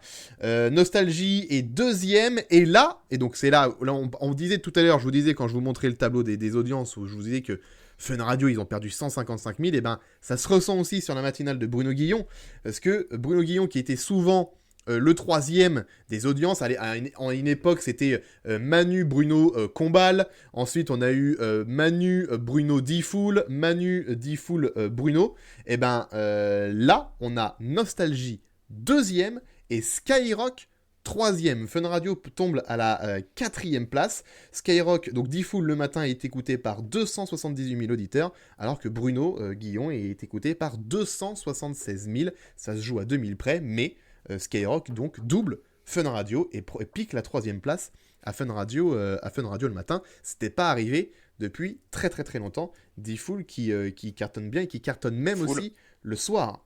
Le soir, D-Fool progresse. Bon, alors pour le soir, ce qui est marrant, c'est que c'est très peu écouté. La meilleure audience, c'est D-Fool avec 100 000 auditeurs. Mais tout le monde, que ce soit Energy avec Energy Radio Stream, ou Cartman sur Fun Radio, ou Mickaël sur Virgin Radio, tout le monde augmente ses scores le soir. Et on commence à avoir un peu de monde à la radio. Ils arrivent peut-être petit à petit à faire revenir du monde à la radio le soir. Mais en tout cas, le soir, tout le monde progresse. Ça, c'est pour le soir. Et je termine juste les matinales musicales avec Virgin, Manu Payet, qui perd encore des auditeurs, mais qui progresse sur une vague. De toute façon, le sort est scellé pour la matinale de Virgin, puisque Manu Payet a annoncé il y a quelques jours maintenant que c'est sa 2e et dernière saison. Il arrête fin juin parce qu'il va refaire un one-man show. Je pense qu'il commence à préparer, parce qu'avant, quand Manu Payet était pas là, il y avait des best-of. Là, l'autre jour, il était pas là, ils ont mis Clément Lanoux à l'animation, donc je me demande s'il commence pas peut-être une succession en interne. De toute façon, ils n'ont pas 28 000 shows à Virgin pour l'année prochaine. C'est que ils ont déjà eu du mal à trouver un remplaçant quand Combat est parti. Fredo a eu la bonne idée de se dire, tiens, c'est peut-être le moment de rappeler Manu, de lui faire refaire faire de la radio et tout. Ça ressemble un peu, c'est dans la même veine que Combat. Bon, au final, quand tu écoutes vraiment l'émission, il y a une grosse différence entre le Virgin Tonic de Combal et de Payet, mais tu pouvais te dire que ça restait quand même dans la même veine. Là, je pense, la seule solution, c'est soit tu gardes la même équipe et tu t'en mets Payet part et tu gardes la même équipe et tu mets Clément en animateur principal, vu que les auditeurs sont habitués de cette équipe-là, ou alors tu fais un transfert d'horaire et tu mets Mickaël le matin. Puisque Mickaël progresse depuis septembre, la tranche du 20h minuit, est-ce que ça ne deviendrait pas un visage... Parce que c'est le seul visage fort, vu qu'ils font pas confiance à leurs animateurs de flux... Rappelez Émilie Piche. Malheureusement, ils font pas confiance à leurs animateurs. Christophe Beaugrand, Florian Gazan, Émilie Piche. Oui, c'était le premier trio du Virgin Tonic. Et Lucienne, et non, presse F pour Lucienne. Je vais envoyer la piche à Sybille Veil. Elle y était à l'époque. Et oui, elle y était. Mais voilà, vu qu'ils ont pas de tête d'affiche, à part Mickaël du coup, et qu'ils font pas confiance à leurs animateurs locaux ou même nassaux, comme Victor par exemple, ils vont le laisser sur le tranche 16-20, alors qu'ils pourraient très bien rappeler par exemple Robin et faire un duo Victor-Robin. Je suis sûr que ce serait très bien avec Clément par exemple. Anissa. Ce serait très bien. Tu rajoutes Anissa derrière, je suis sûr que ça ferait une très bonne matinale. Mais vu qu'ils veulent pas faire ça... Mais des nouvelles personnes aussi, si tu rappelles tous les anciens... Bah non, mais Anissa, elle a jamais fait la matinale de... Elle a jamais fait la matinale de Virgin. Non. Donc, moi, perso, je rajouterais Alexandre Arbet. Ah, c'est gentil. Ah oui, je suis d'accord. Je suis d'accord avec ça, effectivement. Mais voilà, voilà, donc du coup, s'ils veulent vraiment chercher une tête d'affiche, à part Mickaël, je vois pas qui d'autre ils peuvent aller chercher pour Virgin l'année prochaine. Pas comme. Non, j'allais juste te dire que il y avait quand même, c'est un peu dommage parce qu'il y a une campagne de promotion depuis quelques temps. Il y a pas si longtemps, il y a quelques semaines, il y a eu une campagne de promotion autour de la matinale de Manu Payet. Que pas mal, une promo une promo télé et aussi un peu différente sur la presse, parce que c'était en mode roman photo, je dis pas de bêtises. Oui. Est-ce que c'était pas un peu tardif pour faire une campagne aussi, sachant qu'effectivement Manu dans la même période a annoncé qu'il allait plutôt refaire du one-man show et arrêter la radio. Un peu un mauvais timing, comme on dit, un peu dommage. La fin de saison est dans 2 mois. C'est ça. Est-ce qu'ils auraient pas dû faire cette promo, cette campagne de promo en septembre? Il aurait peut-être fallu le faire en septembre en fait, au début de la 2e saison. Mais bon, écoutez, c'est là où on voit qu'il y a quand même des trucs qui se passent, qui sont bizarres sur Virgin. Il y a des trucs illogiques chez Virgin en ce moment. C'est con parce que c'est une très bonne radio, les équipes sont très cool. Moi qui les ai côtoyés, je peux vous dire qu'ils bossent à fond, ils se donnent du mal et machin. Donc pour les équipes, c'est quand même très chiant. Mais bon, voilà, faut peut-être changer de format, je sais pas ce qu'il faut faire, faut peut-être le pop rock électro n'a l'air de plus trop fonctionner, il faut faire autre chose, mais qu'est-ce que tu fais, retour au rock ou est-ce que tu refais un format?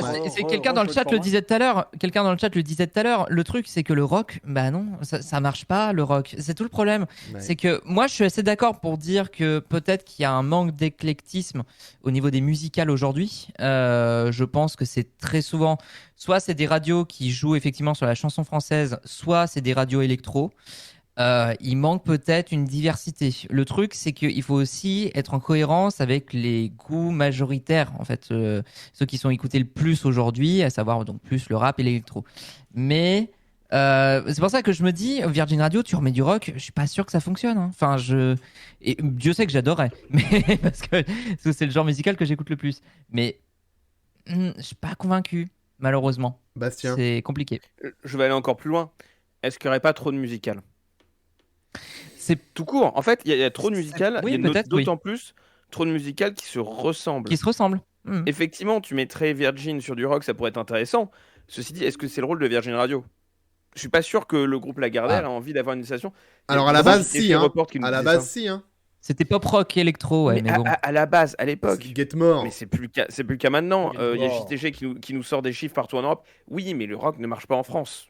Là, on parle vraiment du marché français. Ah oui, c'est ça. Il y a trop de musicales qui se ressemblent. Virgin ne se distingue plus de n'importe quelle. Mais là, on parle de toutes les radios nationales. Mais il faut ajouter aussi toutes les radios locales de musique qui sont sur le même format. Top 50, électro, pop, etc. Tu bascules sur l'FM, c'est tout le temps la même. Et pareil sur les musicales du reste. RFM, Nostalgie, RTL2, c'est le même format maintenant. C'est ce que je disais, ouais. Alors, en vrai, je serais Lagardère, je fais un Virgin Radio. En vrai. Waouh. Ok. Non, mais sympa. Parce que là, t'as fermé les locales. Il reste quoi pas bon. Ça va, tu veux mettre des gens au chômage? Super, bravo. T'as fermé les locales qui sont le truc le plus intéressant de la radio, la proximité. Il te reste quoi par un format musical totalement éculé? Ouais. Bah rien. Et donc, il faut pas s'étonner que ça se pète la gueule. Donc, si c'est pour avoir une radio et rien en faire et pas réussir à la rendre intéressante dans l'animation, mais surtout dans la programmation, dans la curation, mets la clé sous la porte en fait. Ça sert à rien que tu continues. Alors, je trouve ça un peu sévère, mais. Vas-y, j'entends, mais je trouve ça un peu sévère. Non, juste pour rebondir sur le côté rock, moi j'aimerais bien voir. Alors, c'est une radio qui est majoritairement parisienne, mais quand même, il y a une radio rock qui existe qui s'appelle WeFM. Je pense que les audiences de WeFM sont pas folles. Enfin, faut pas se leurrer. Et d'ailleurs, la dernière fois que j'ai écouté un peu Fun Radio, que j'ai écouté WeFM, ça penche aussi pas mal sur d'autres genres musicaux que le rock aujourd'hui. Hein. Oui, FM, ils sont pop rock voire même un peu électro. Du rock, t'écoutes Spotify rock, t'écoutes ta playlist de rock Spotify, évidemment. Les playlists de curation sont vachement meilleures. Bah oui. C'est vrai la meilleure curation sur les applications qu'à la radio, ce qui me rend dingue. Hein. Ou les web radios de FIP. Non, je sais, c'est con, mais c'est assez éclectique parce que t'as plein de genres différents. Mais... Je suis convaincu. D'ailleurs, on n'est pas trop nombreux, je peux le dire là. Il y aura bientôt de nouvelles web radio FIP. Je peux pas dire lesquelles, je peux pas dire. Ça, c'est cool. Et on la télécharge où? Sur l'application Radio France, évidemment. Non, mais, sur le site web Radio France. Et sur le site web. Là, c'est vrai que quand tu dis est-ce qu'il n'y a pas trop de radio musicale, c'est vrai que c'est le problème. C'est que avec l'arrivée de Deezer, Spotify, etc., là, ça devient vraiment un vrai problème et qu'il est vraiment temps de faire quelque chose parce que la radio musicale va intéresser de moins en moins, on le voit déjà. Ce qui fonctionne encore pour l'instant, ce qui sauve pour l'instant les matinales, c'est les formats talk, c'est les matinales et c'est les drives ou les libres antennes. Donc, il va peut-être falloir commencer à réfléchir à un autre format de radio musicale. Virgin Radio, on aurait peut-être plus à gagner s'il passait un peu moins de musique et qu'il faisait un peu plus de talk originaux sur Virgin. C'est une proposition. De toute façon, quand tu regardes les scores de Virgin, quand tu vois que t'es la dernière musicale avec Rire et Chanson, t'es même la dernière jeune, Virgin Radio, t'es la dernière jeune, 1 554 000, pourquoi pas essayer de tenter un autre truc. De toute façon, t'es au plus bas, tu perds, ça fait je sais pas combien d'années que tu perds, t'as essayé plein de trucs différents, ça ne fonctionne pas. Il serait peut-être temps de se dire, on délaisse le côté musical tout en le gardant quand même, mais de faire de plus en plus de talk, même en plein après-midi, etc. Qui a levé la main entre Bastien et Pacôme en premier? Vous vous démerdez entre vous, ok. Pacôme, je crois. Pacôme, rapidement, me dit Pacôme. Donc 2 mots, c'est ce que tu proposes, c'est faire énergie. Bah... Énergie, c'est ça, c'est encore plus plus, talk et de moins en moins de musique. Encore, mais oui, mais la énergie, c'est étrange. Mais énergie se pète la gueule. Oui, énergie se pète la gueule. Hein. Bah, énergie se pète la gueule. Énergie se pète la gueule. Si. Ils perdent 6 000 sur un an. Ils perdent 6 000 sur un an. T'as d'autres musiques qui perdent. Mais même ça se pète la gueule globalement même. Ah non, 170 000. C'est la matinale pour 6 000, pardon. Oui, non, 170 000 sur un an. Ouais. Non, ça se pète quand même pas mal la gueule, mais comme toutes les musicales. Quelle est la bonne solution pour une musicale? Est-ce que c'est plus de talk et une radio plus incarnée? Possiblement. Est-ce que c'est une meilleure curation musicale et un peu plus découverte? Tu parlais des chaînes FIP. Tu veux du talk? La singularité de FIP, c'est la programmation de FIP. Oui. Mais mais moi, je veux pas de talk sur les musicales. Moi, je suis dans ma bagnole, j'ai envie de... Quand ça cause, ça me saule. Oui, mais si tu veux pas que ça cause, écoute Spotify, tu vois. Écoute Spotify. En fait, c'est ça. C'est ce qu'on est en train de dire. C'est qu'il faut trouver une alternative aujourd'hui, vu que les musicales se pètent la gueule. Est-ce que l'alternative, c'est pas de se dire, est-ce qu'il faudrait peut-être mettre un peu plus de talk, sachant qu'aujourd'hui, t'écoutes majoritairement ta musique par le biais de Spotify ou de Deezer ou de n'importe quelle plateforme de streaming. C'est ça. En vrai, je vais vous donner mon avis sur un truc. Ça va être un avis plutôt personnel parce que j'ai fait l'expérience la semaine dernière. Énergie, ça fait je sais pas combien de temps que je m'étais pas branché sur Énergie. Parce que par exemple, je vais sur le live Twitch de Koé, des fois, donc il n'y a pas les musiques, il n'y a pas les pubs, etc.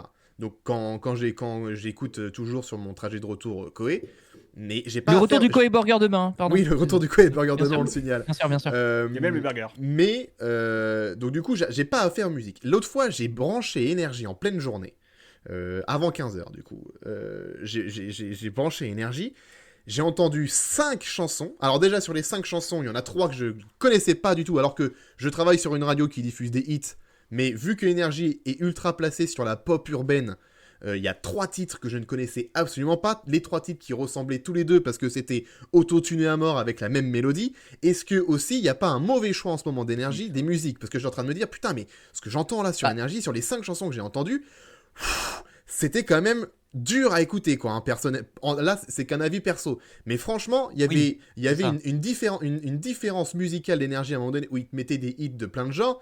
Là, on est vraiment sur la pop urbaine qui intéresse de moins en moins de monde parce que les gens qui veulent écouter de la pop urbaine ou de la musique urbaine, ils vont sur Sky. Donc du coup, Énergie, est-ce qu'ils sont pas en train de faire une fausse manip en se disant on va passer à fond la pop urbaine parce que c'est ce qui marche, mais au final ils sont déjà ailleurs. Donc il y a peut-être une énergie là, s'ils perdent de l'audience en ce moment, c'est peut-être à cause des choix des playlists d'énergie qui est de moins en moins variée et t'as pas beaucoup de gold d'énergie de musique 2000. Ils ont testé ça il y a quelques temps, je trouvais ça cool que t'avais sur un titre sur 3, t'avais un bon gold et tout. Là, ils le font de moins en moins, c'est de plus en plus de la pop urbaine et je pense qu'il y a un désintérêt là-dessus parce que si tu veux de la pop urbaine et du urbain, tu vas sur Sky, tu vas pas sur énergie. Donc il y a peut-être le coin stratégique qui est peut-être mauvais là-dessus. Gauthier, tiens, donc on n'a pas trop entendu et après Pacôme. Il y a un autre souci sur énergie. Il se trouve que j'ai écouté l'énergie en descendant sur Marseille, donc il y avait 5 heures de route. Les chansons reviennent toutes les 45 minutes. Oui. Mais j'ai jamais vécu ça sur d'autres radios, quoi. Je fais toutes les 45 minutes, t'as la même chanson. Alors il y avait aussi cet été, on s'est tapé Anthony Colette. Lui, il chante, il est passé tous les 3 quarts d'heure sur énergie. Je suis au bout d'un moment, ça me saoule. Non, mais c'est toujours les mêmes titres qui reviennent aussi. Ouais, Pacôme. Non, mais ce que tu dis par rapport aux musiques, c'est un peu ce que je disais tout à l'heure, mais c'est là il faut aussi peut-être là c'est plus une critique aussi vis-à-vis de l'industrie musicale en général et sur ce qu'écoute le public, quoi. Enfin c'est purement personnel, mais effectivement oui, c'est ce que je disais tout à l'heure. Je pense qu'il y a un problème en fait d'éclectisme musicalement, et c'est peut-être là où il faut à un moment donné tenter au moins peut-être une différence là-dessus. Mais comme je le lis dans le chat et comme on le dit depuis tout à l'heure, je pense qu'effectivement il faut que les radios arrivent à trouver leur identité. Je pense qu'aujourd'hui il y a un problème à ce niveau-là et que là il va falloir essayer de trouver entre et la programmation et l'animation des choses qui montrent une différence, qui démarquent, et pas reprendre tout le temps les mêmes la même formule, la même sauce, pour finalement que ça ressemble à ce qu'on écoute depuis 10, 15, 20 ans. Il y a un moment, même en termes d'animation, hein, j'ai quand même l'impression qu'il y a beaucoup de gens qui imitent, qui refont, qui n'ont pas leur personnalité. Moi, je suis désolé, le peu de fois où j'ai écouté Radio Stream, bon, oui. Je suis désolé, je ne vais pas être très sympa. Je trouve que le contenu est assez feignant et je trouve que l'animation l'est tout autant. Il y a un truc où vraiment c'est... Je trouve qu'il y a un manque de naturel qui se dégage, où ils essayent un peu de repomper un peu à leur sauce ce qu'ils ont déjà entendu dans le passé en termes d'animation, en termes de libre antenne, et ça fonctionne pas. Vraiment, il y a un problème à ce niveau-là, il y a un problème d'identité, de personnalité, je pense. Et à mon avis, il va falloir, il faudrait en tout cas, je pense, travailler là-dessus au niveau des musicales, je pense. Ouais, écoutez, c'est mon point de vue. Déjà, regardons l'évolution des audiences musicales dans 3 mois, déjà, pour voir si ça se casse encore plus la gueule ou pas. Si ça se casse là encore la gueule dans 3 mois... On en parle depuis un moment déjà. Mais on en parle déjà un moment, et c'est pour ça que si ça se confirme dans 3 mois, va vraiment falloir faire quelque chose. Bastien. Juste pour signaler les messages de JTG Report 1, ton pseudo est impossible à dire. JTG Report 1. JTG, il y a JTG en chat. C'est JTG, ouais, qui dit, alors, je suis totalement d'accord avec lui sur le fait que les nouveautés arrivent en retard par rapport en France, qu'en France on est frileux sur l'animation de l'antenne, sur le fait que, bah oui, ça passe pas forcément par l'étrange talk, mais au moins laisser plus de liberté aux animateurs, que les animateurs soient moins formatés par certaines écoles de radio notamment, mais je sais que Gauthier a des takes là-dessus. De Radio Resto notamment. Oui, vous me donnez raison après coup. Voilà. Non, enfin bon, bref. Retour au rock pour Virgin, pour Fun essayer un format à la BBC Radio 1. Mais c'est vrai que quand t'écoutes, moi j'ai longtemps écouté BBC Radio 6. En fait, ça marche bien, les talks sont pas gênants. Et excuse-nous. Alors, excuse-moi. Radio 6, je trouve que Radio 6 a une très bonne programme rock en plus. Enfin, à l'époque où je l'écoutais, avait une très bonne programme. Et tu peux nous parler du logo de Radio 6 ? Bah, il a moitié changé, moitié pas. Mais sache que BBC News a changé aujourd'hui. Ils ont changé aujourd'hui, effectivement. Je fais mon pacom, ils ont changé aujourd'hui. Tout à fait. Mais non, mais ça n'a rien à voir. Et pour moi, limite, une des radios qui a le plus d'identité, au-delà de sa patte musicale, dans le talk et dans l'animation, c'est FIP, là encore. Hein. Oui, c'est sûr. Mine de rien, avec les FIPettes, alors déjà par le timbre de voix qui est très différent des autres, mais par les informations qu'elles donnent, par le fait qu'elles incarnent l'antenne, et c'est une vraie incarnation de l'antenne, et que t'es pas de pub. Et ben en fait, oui, ça laisse de la liberté et elles interviennent pas trop souvent, mais elles interviennent sur des fréquences sur des moments un peu longs qui permettent de poser aussi le flux. C'est une animation qui fonctionne et qui est unique. Pour les drives, Ruquier, avec les grosses têtes sur RTL, passe sous la barre du 1 million d'auditeurs. Il perd sur un an et sur une vague. Quand on peut pas truquer les chiffres comme les podcasts. Hein. France Inter avec donc d'un côté Decaune et de l'autre côté par Jupiter entre 16h et 18h. La tranche 16h-18h perd sur un an et sur une vague. Mais je suis en train de vous faire quand même l'ordre. Hein, c'est que Ruquier reste quand même premier l'après-midi. France Inter reste quand même deuxième l'après-midi. On va ouvrir une parenthèse sur Ruquier. C'est un petit problème de riche parce qu'en fait, il perd sur la première demi-heure et après, il reste au top sur le 16h-18h. Donc, c'est vrai qu'en moyenne, forcément, ça baisse, mais sur la tranche principale, en quelque sorte, il est toujours haut. C'est le même problème pour Courbet le matin qui grimpe sur l'heure qu'ils ont rajouté 11h30, 12h30 par rapport au jeu de Bruno Guillon l'an dernier. On va en parler de Courbet dans quelques instants. Donc Ruquier premier, France Inter avec Decaune par Jupiter deuxième, Coé est troisième sur Énergie. Il est stable, il perd 4000 sur un an, mais bon voilà, ça reste stable. Il progresse sur une vague, il gagne 35 000 sur une vague. Quatrième, Moscato sur RMC où il progresse de 18 000 auditeurs sur un an. Et les bons derniers des drives, eh bien c'est le duo Stéphane Bern, Mathieu Noël sur Europe 1. Ils perdent sur un an et ils perdent sur une vague. Et si vous voulez le chiffre pour Stéphane Bern et Mathieu Noël, ils ne sont plus écoutés que par 136 000 auditeurs l'après-midi entre 16h et 18h. 136 000 auditeurs, c'est quasiment l'audience de Diffoul à 21h le soir sur Skyrock. Voilà. Après, c'est une émission de podcast. Je pense que ça s'écoute. L'émission de Bern et Noël ça s'écoute plus facilement en podcast. Enfin, je dis ça, c'est le même problème que les grosses têtes. Les grosses têtes, c'est inécoutable en linéaire. Je sais pas. C'est-à-dire que vous avez 6 minutes de séquence, 4 minutes 30, 5 minutes de pub ou de musique. Oui. C'est inécoutable, mais vraiment. On va passer puisqu'on commence à parler des gens connus, là, on a cité que des noms de stars, on continue avec les noms de stars.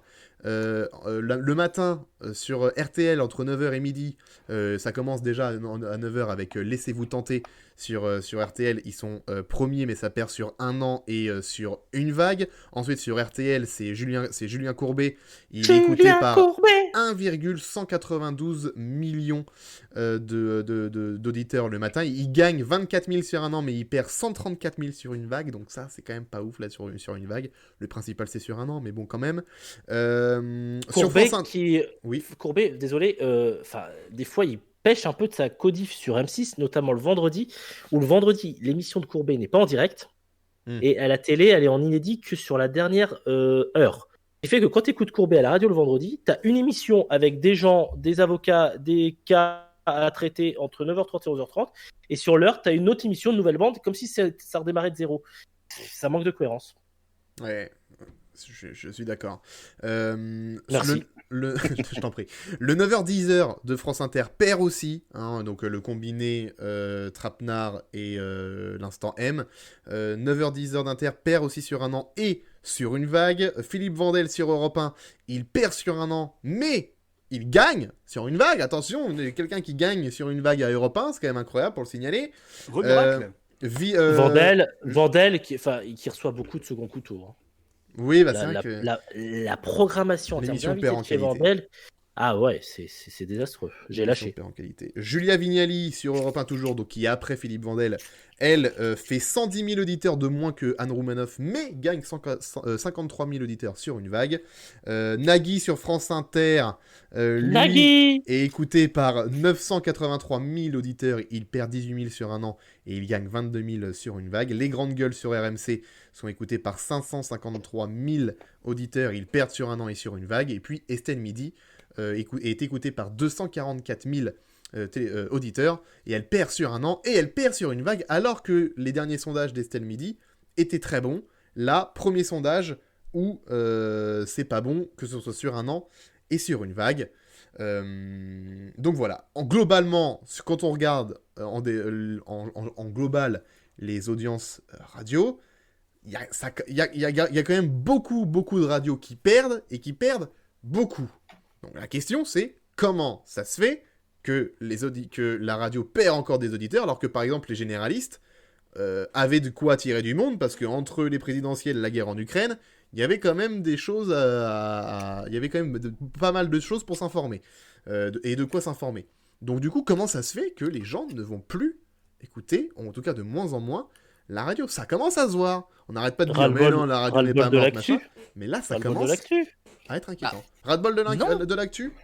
France Info. Bah, c'est ça. Bah, voilà. Et c'est ça le truc, c'est que, est-ce que, en fait, quand on regarde, et on se dit justement que France Info, ils ont une petite part d'audience parce que c'est écouté très rapidement. Est-ce que France Info,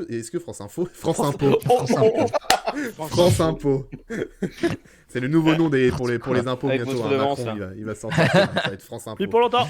Est-ce que France Info, comme tu disais tout à l'heure, Bastien, est-ce que ce serait pas le format qui commencerait à intéresser le plus les gens, où c'est l'écoute rapide?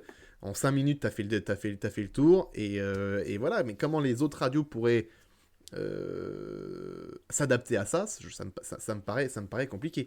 Ça me paraît très très très compliqué. Si les musiques n'intéressent plus les gens parce qu'ils ont Spotify, Deezer, et qu'en plus ils en ont marre de l'actu, donc ils écoutent plus les généralistes, ça devient quand même très inquiétant, je trouve. Je sais pas votre avis, mais moi qui suis animateur radio, ça m'inquiète un peu pour le coup. Et si on prend la période de 2021, les audiences d'avril 2021, est-ce qu'il n'y avait pas déjà une baisse? Est-ce que ce serait pas la période de l'année qui prêterait à ça? Je sais pas, c'est une question que je pose comme ça. Je suis pas le spécialiste. Non, parce que là, c'est vraiment le premier trimestre de l'année. C'est le janvier-mars, c'est quand même l'un des sondages où tu as quand même le plus d'auditeurs. Et c'est vrai, on l'a pas dit. Ok. Non, j'allais dire une connerie. J'allais dire, on compare à un confinement, mais c'était en avril. Non, ouais. Non, 2020, mais là, on est revenu au niveau du confinement. 40,2 millions, c'était le score à ce moment-là. Donc, ouais, non, mais il y a un truc qui va pas. Toi, Bastien, toi aussi qui travaille en radio, enfin, pour un service radio, pour une maison, la maison de la radio d'ailleurs, sans la citer. Et de la musique. Et de la musique.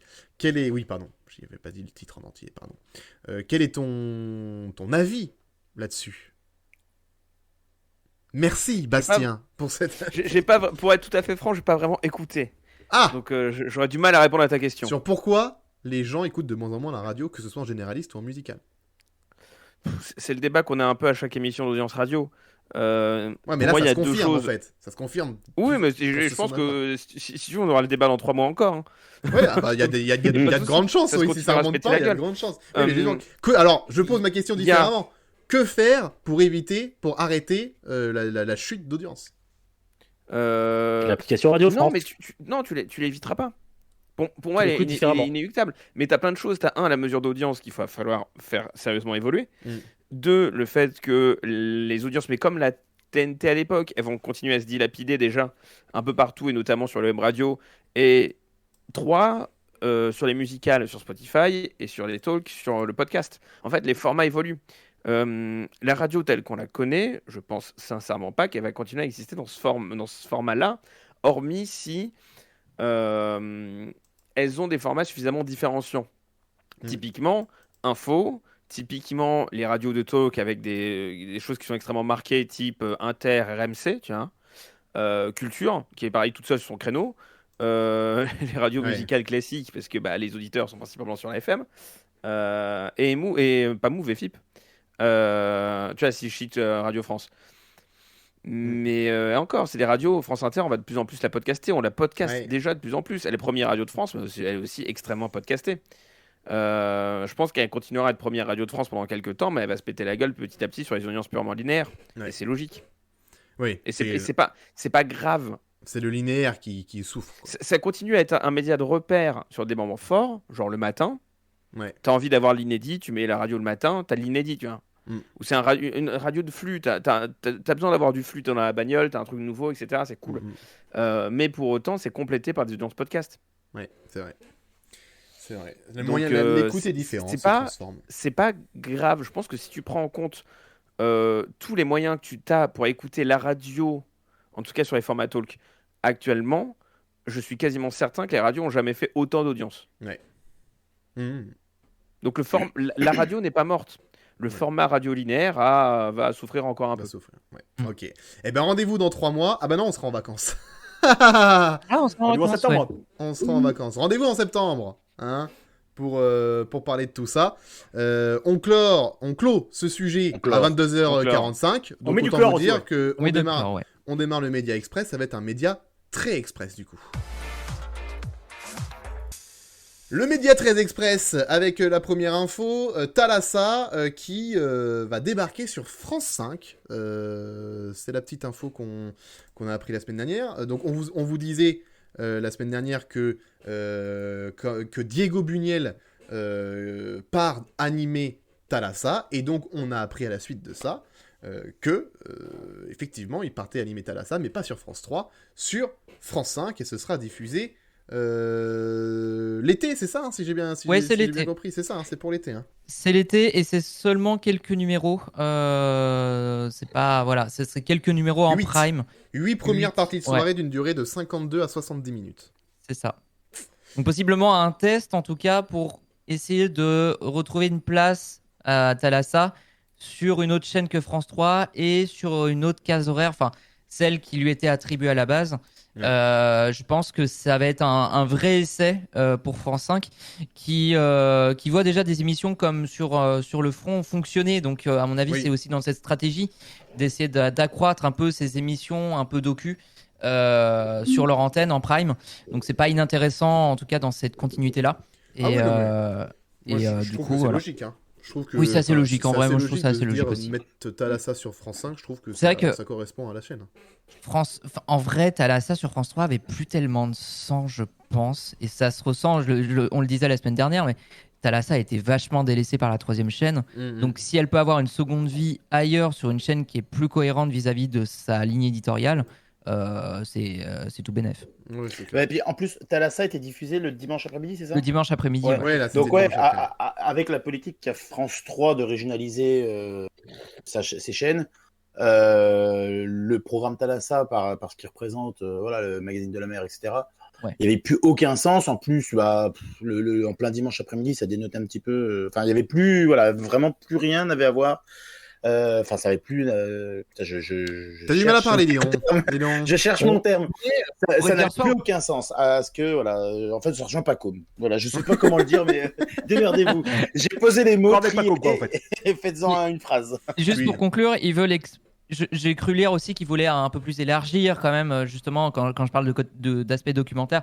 Ils veulent un peu. Bah, en même temps, c'est ce qu'ils essaient de faire depuis mal d'années, mais élargir un petit peu à pas simplement juste le magazine de la mer. C'est d'être vraiment un peu plus sur de l'exploration, la découverte, tout ça. Ils le font depuis quelques temps déjà, en vrai. Donc. Ouais. Si Thalassa part sur France 5 cet été, est-ce que vous, ça vous donne envie un peu plus de regarder Thalassa que ça ne l'est actuellement? Non, on est d'accord, on n'est pas la cible. Je suis pas le public, voilà, mais bon, personnellement. Non, mais c'est un peu plus logique. C'est une case, c'est le nom d'une case qui est connue, c'est très bien. Ouais. On reste sur France Télévisions puisque France 2 va élire le livre favori des Français à la rentrée. Si vous voulez voter pour votre livre préféré, les votes sont ouverts. Vous avez jusqu'au 18 mai pour voter. Kiffeuse en série de Valérie Benaïm. Non, les livres de Marlène Schiappa. Bien sûr. Bien sûr. Moi, je vote direct. Bien sûr. Ouais. Ça l'a fait 10, hein. Évidemment. Les érotiques ou pas? L'érotique avec Jalil. Non, mais tous. Je vois pas la différence avec le livre France TV qu'il y avait avant. C'est-à-dire que le prix, il y a toujours eu un prix France Télévisions du livre. Mais là, c'est un livre all the time.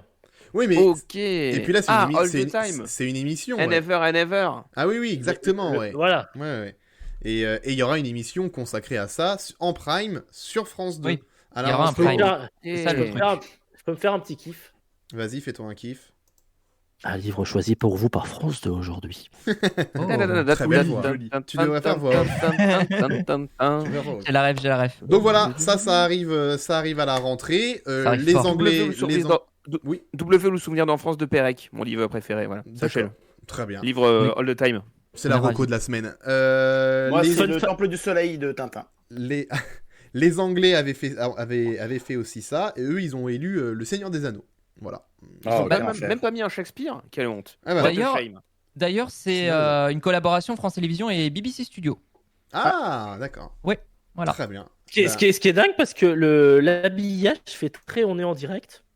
J'ai pas vu du tout l'habillage, du logo.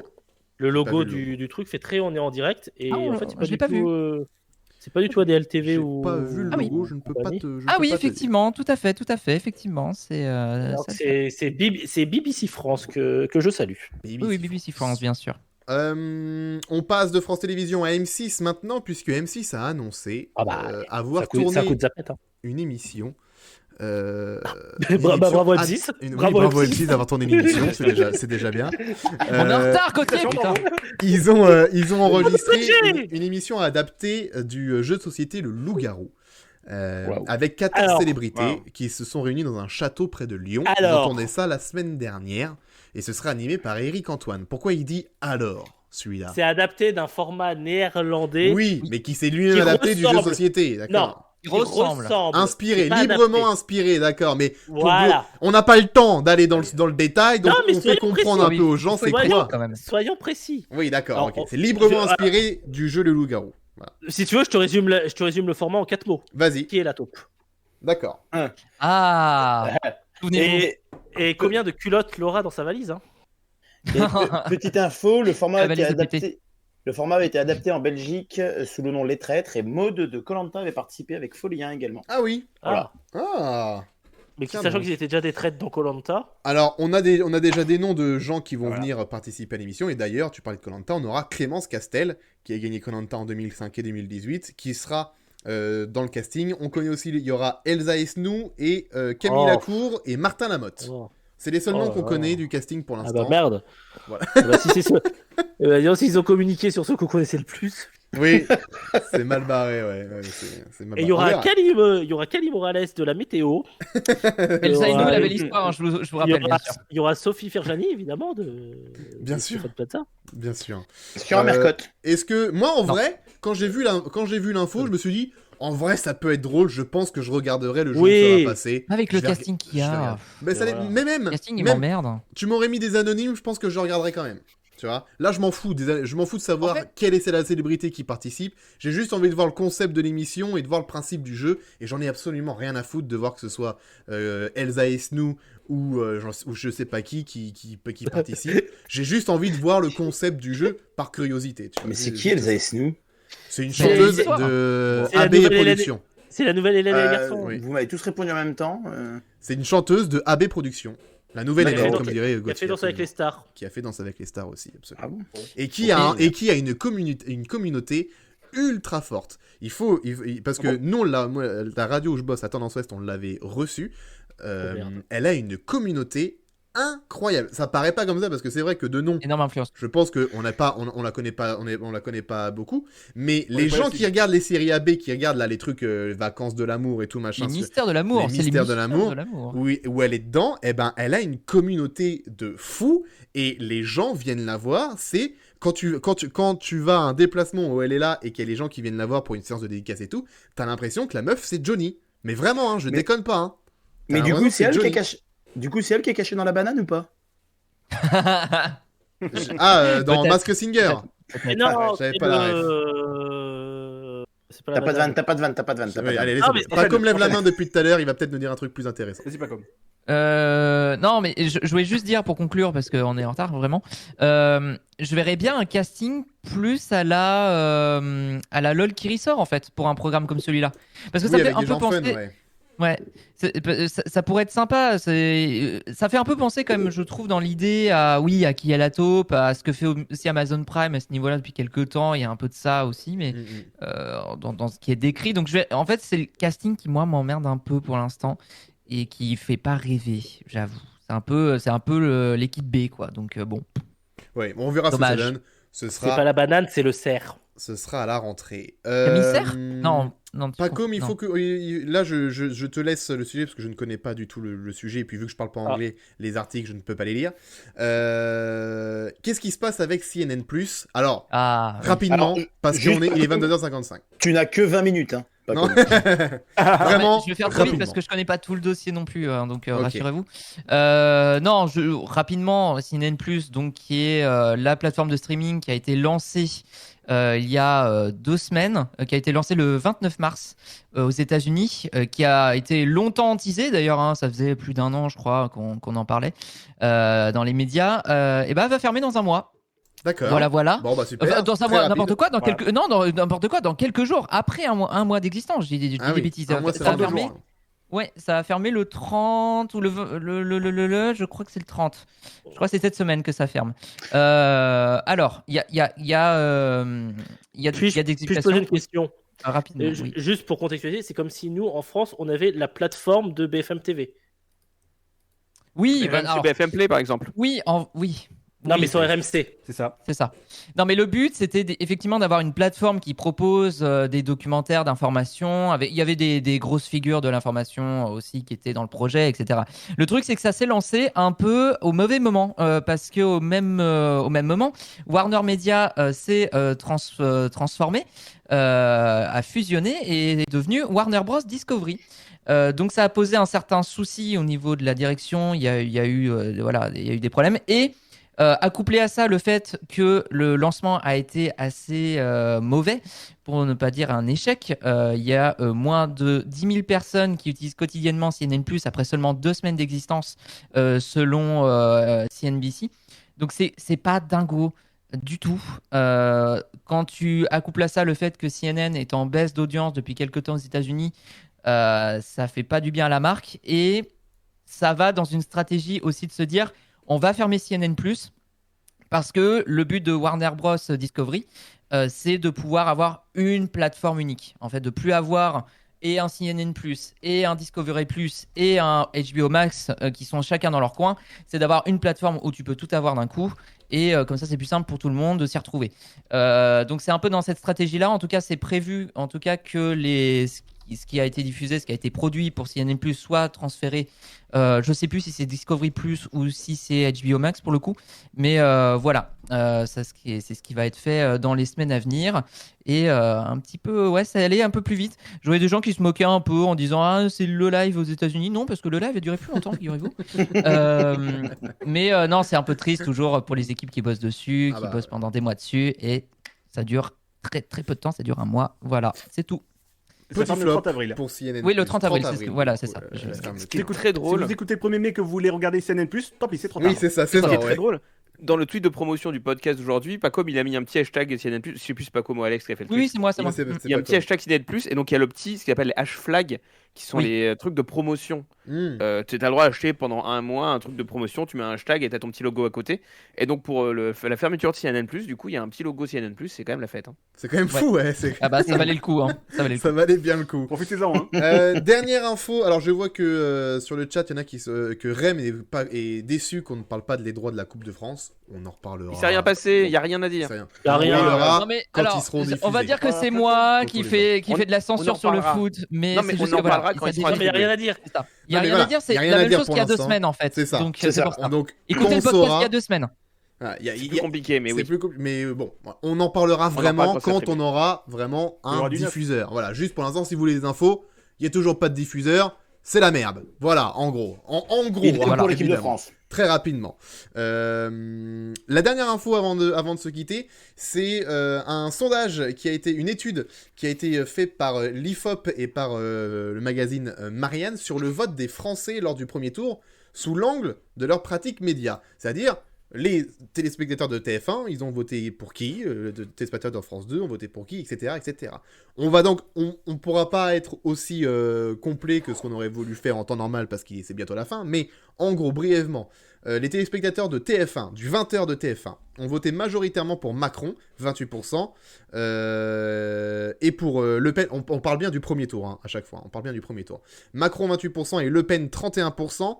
Arte, ceux d'Arte et du JT de France 2 ont voté Macron et Mélenchon en grande majorité. Ça, c'est pour la télé. Pour la radio, on voit qu'il y a 42% des auditeurs d'Europe 1, 35% de France Info et 33% de France Inter ont voté pour Macron.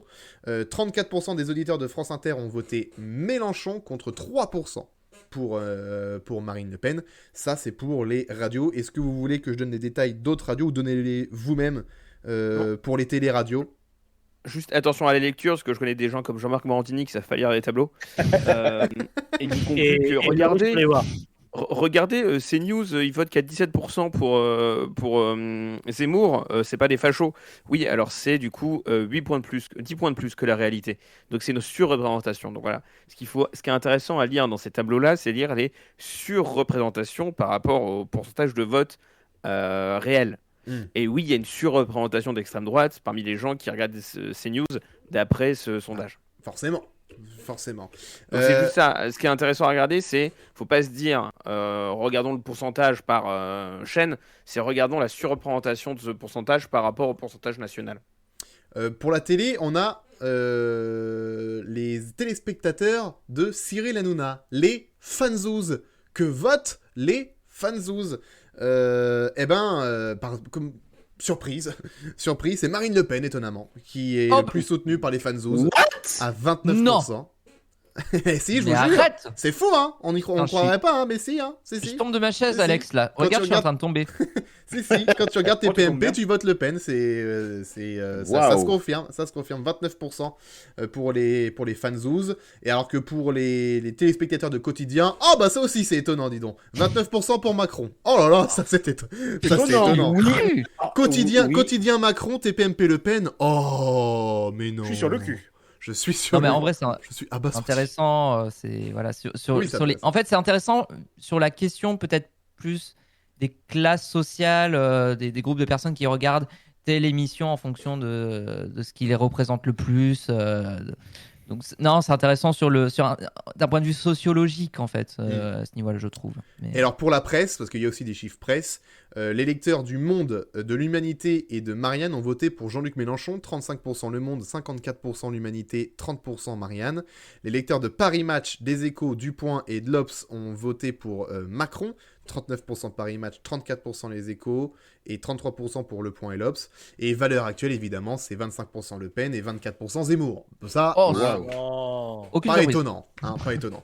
Voilà, il y a le tableau complet sur le Twitter de IFOP Opinion. On vous mettra aussi le lien sur le podcast, évidemment, et je vous envoie le thread de IFOP Opinion sur Twitter, sur le chat pour ceux qui nous regardent en... Ah, le lien est beaucoup trop long, le limite de caractère de 500 atteint, je ne peux pas l'envoyer sur le chat. Bon bah, ce sera sur ce sera sur le podcast aussi pour nos amis viewers. Voilà donc pour ce média très express. Oui, on a été obligé de raccourcir, c'est dommage parce que le dernier sujet, il y aurait beaucoup plus de choses à expliquer, à dire, mais là... alors, on peut faire un sondage, compliqué. Est-ce que vous voulez qu'on revienne là-dessus la semaine prochaine? Regardez les surreprésentations. Ah, voilà. C'est tout ce que j'ai à dire. Pour ceux que ça intéresse, regardez apprenez à lire un tableau. C'est juste ça. Si vous voulez, on fait un cours la semaine prochaine. Non, mais il n'y a pas grand-chose de plus à dire, non. Voilà, donc si vous voulez voir les détails, si ça vous intéresse vraiment, le lien est sur le chat et le lien est également en podcast. Et ben voilà, c'est là-dessus qu'on va se quitter. Ah ça y est, mon chat commence à faire n'importe quoi avec le fond vert. Il est temps bravo. Il est vraiment temps d'arrêter ce live. Merci Bastien, merci Gauthier, merci Paco, merci Arnaud, merci Jérémy d'avoir été là ce soir encore une fois pour J+7. Merci à tous ceux qui nous ont... Rimbaud, non. Désolé, je suis obligé de faire de l'autorité. Faites passer. Attention, ne déchire pas le fond vert, toi. Hein. J'espère que vous avez apprécié cette lecture de tableau qui valait bien tous les EPG. Le PG qui reviendra la semaine prochaine, si oui, bien sûr. S'il a le temps. Voilà. Si elle speak ouais, bien sûr, ouais. De retour.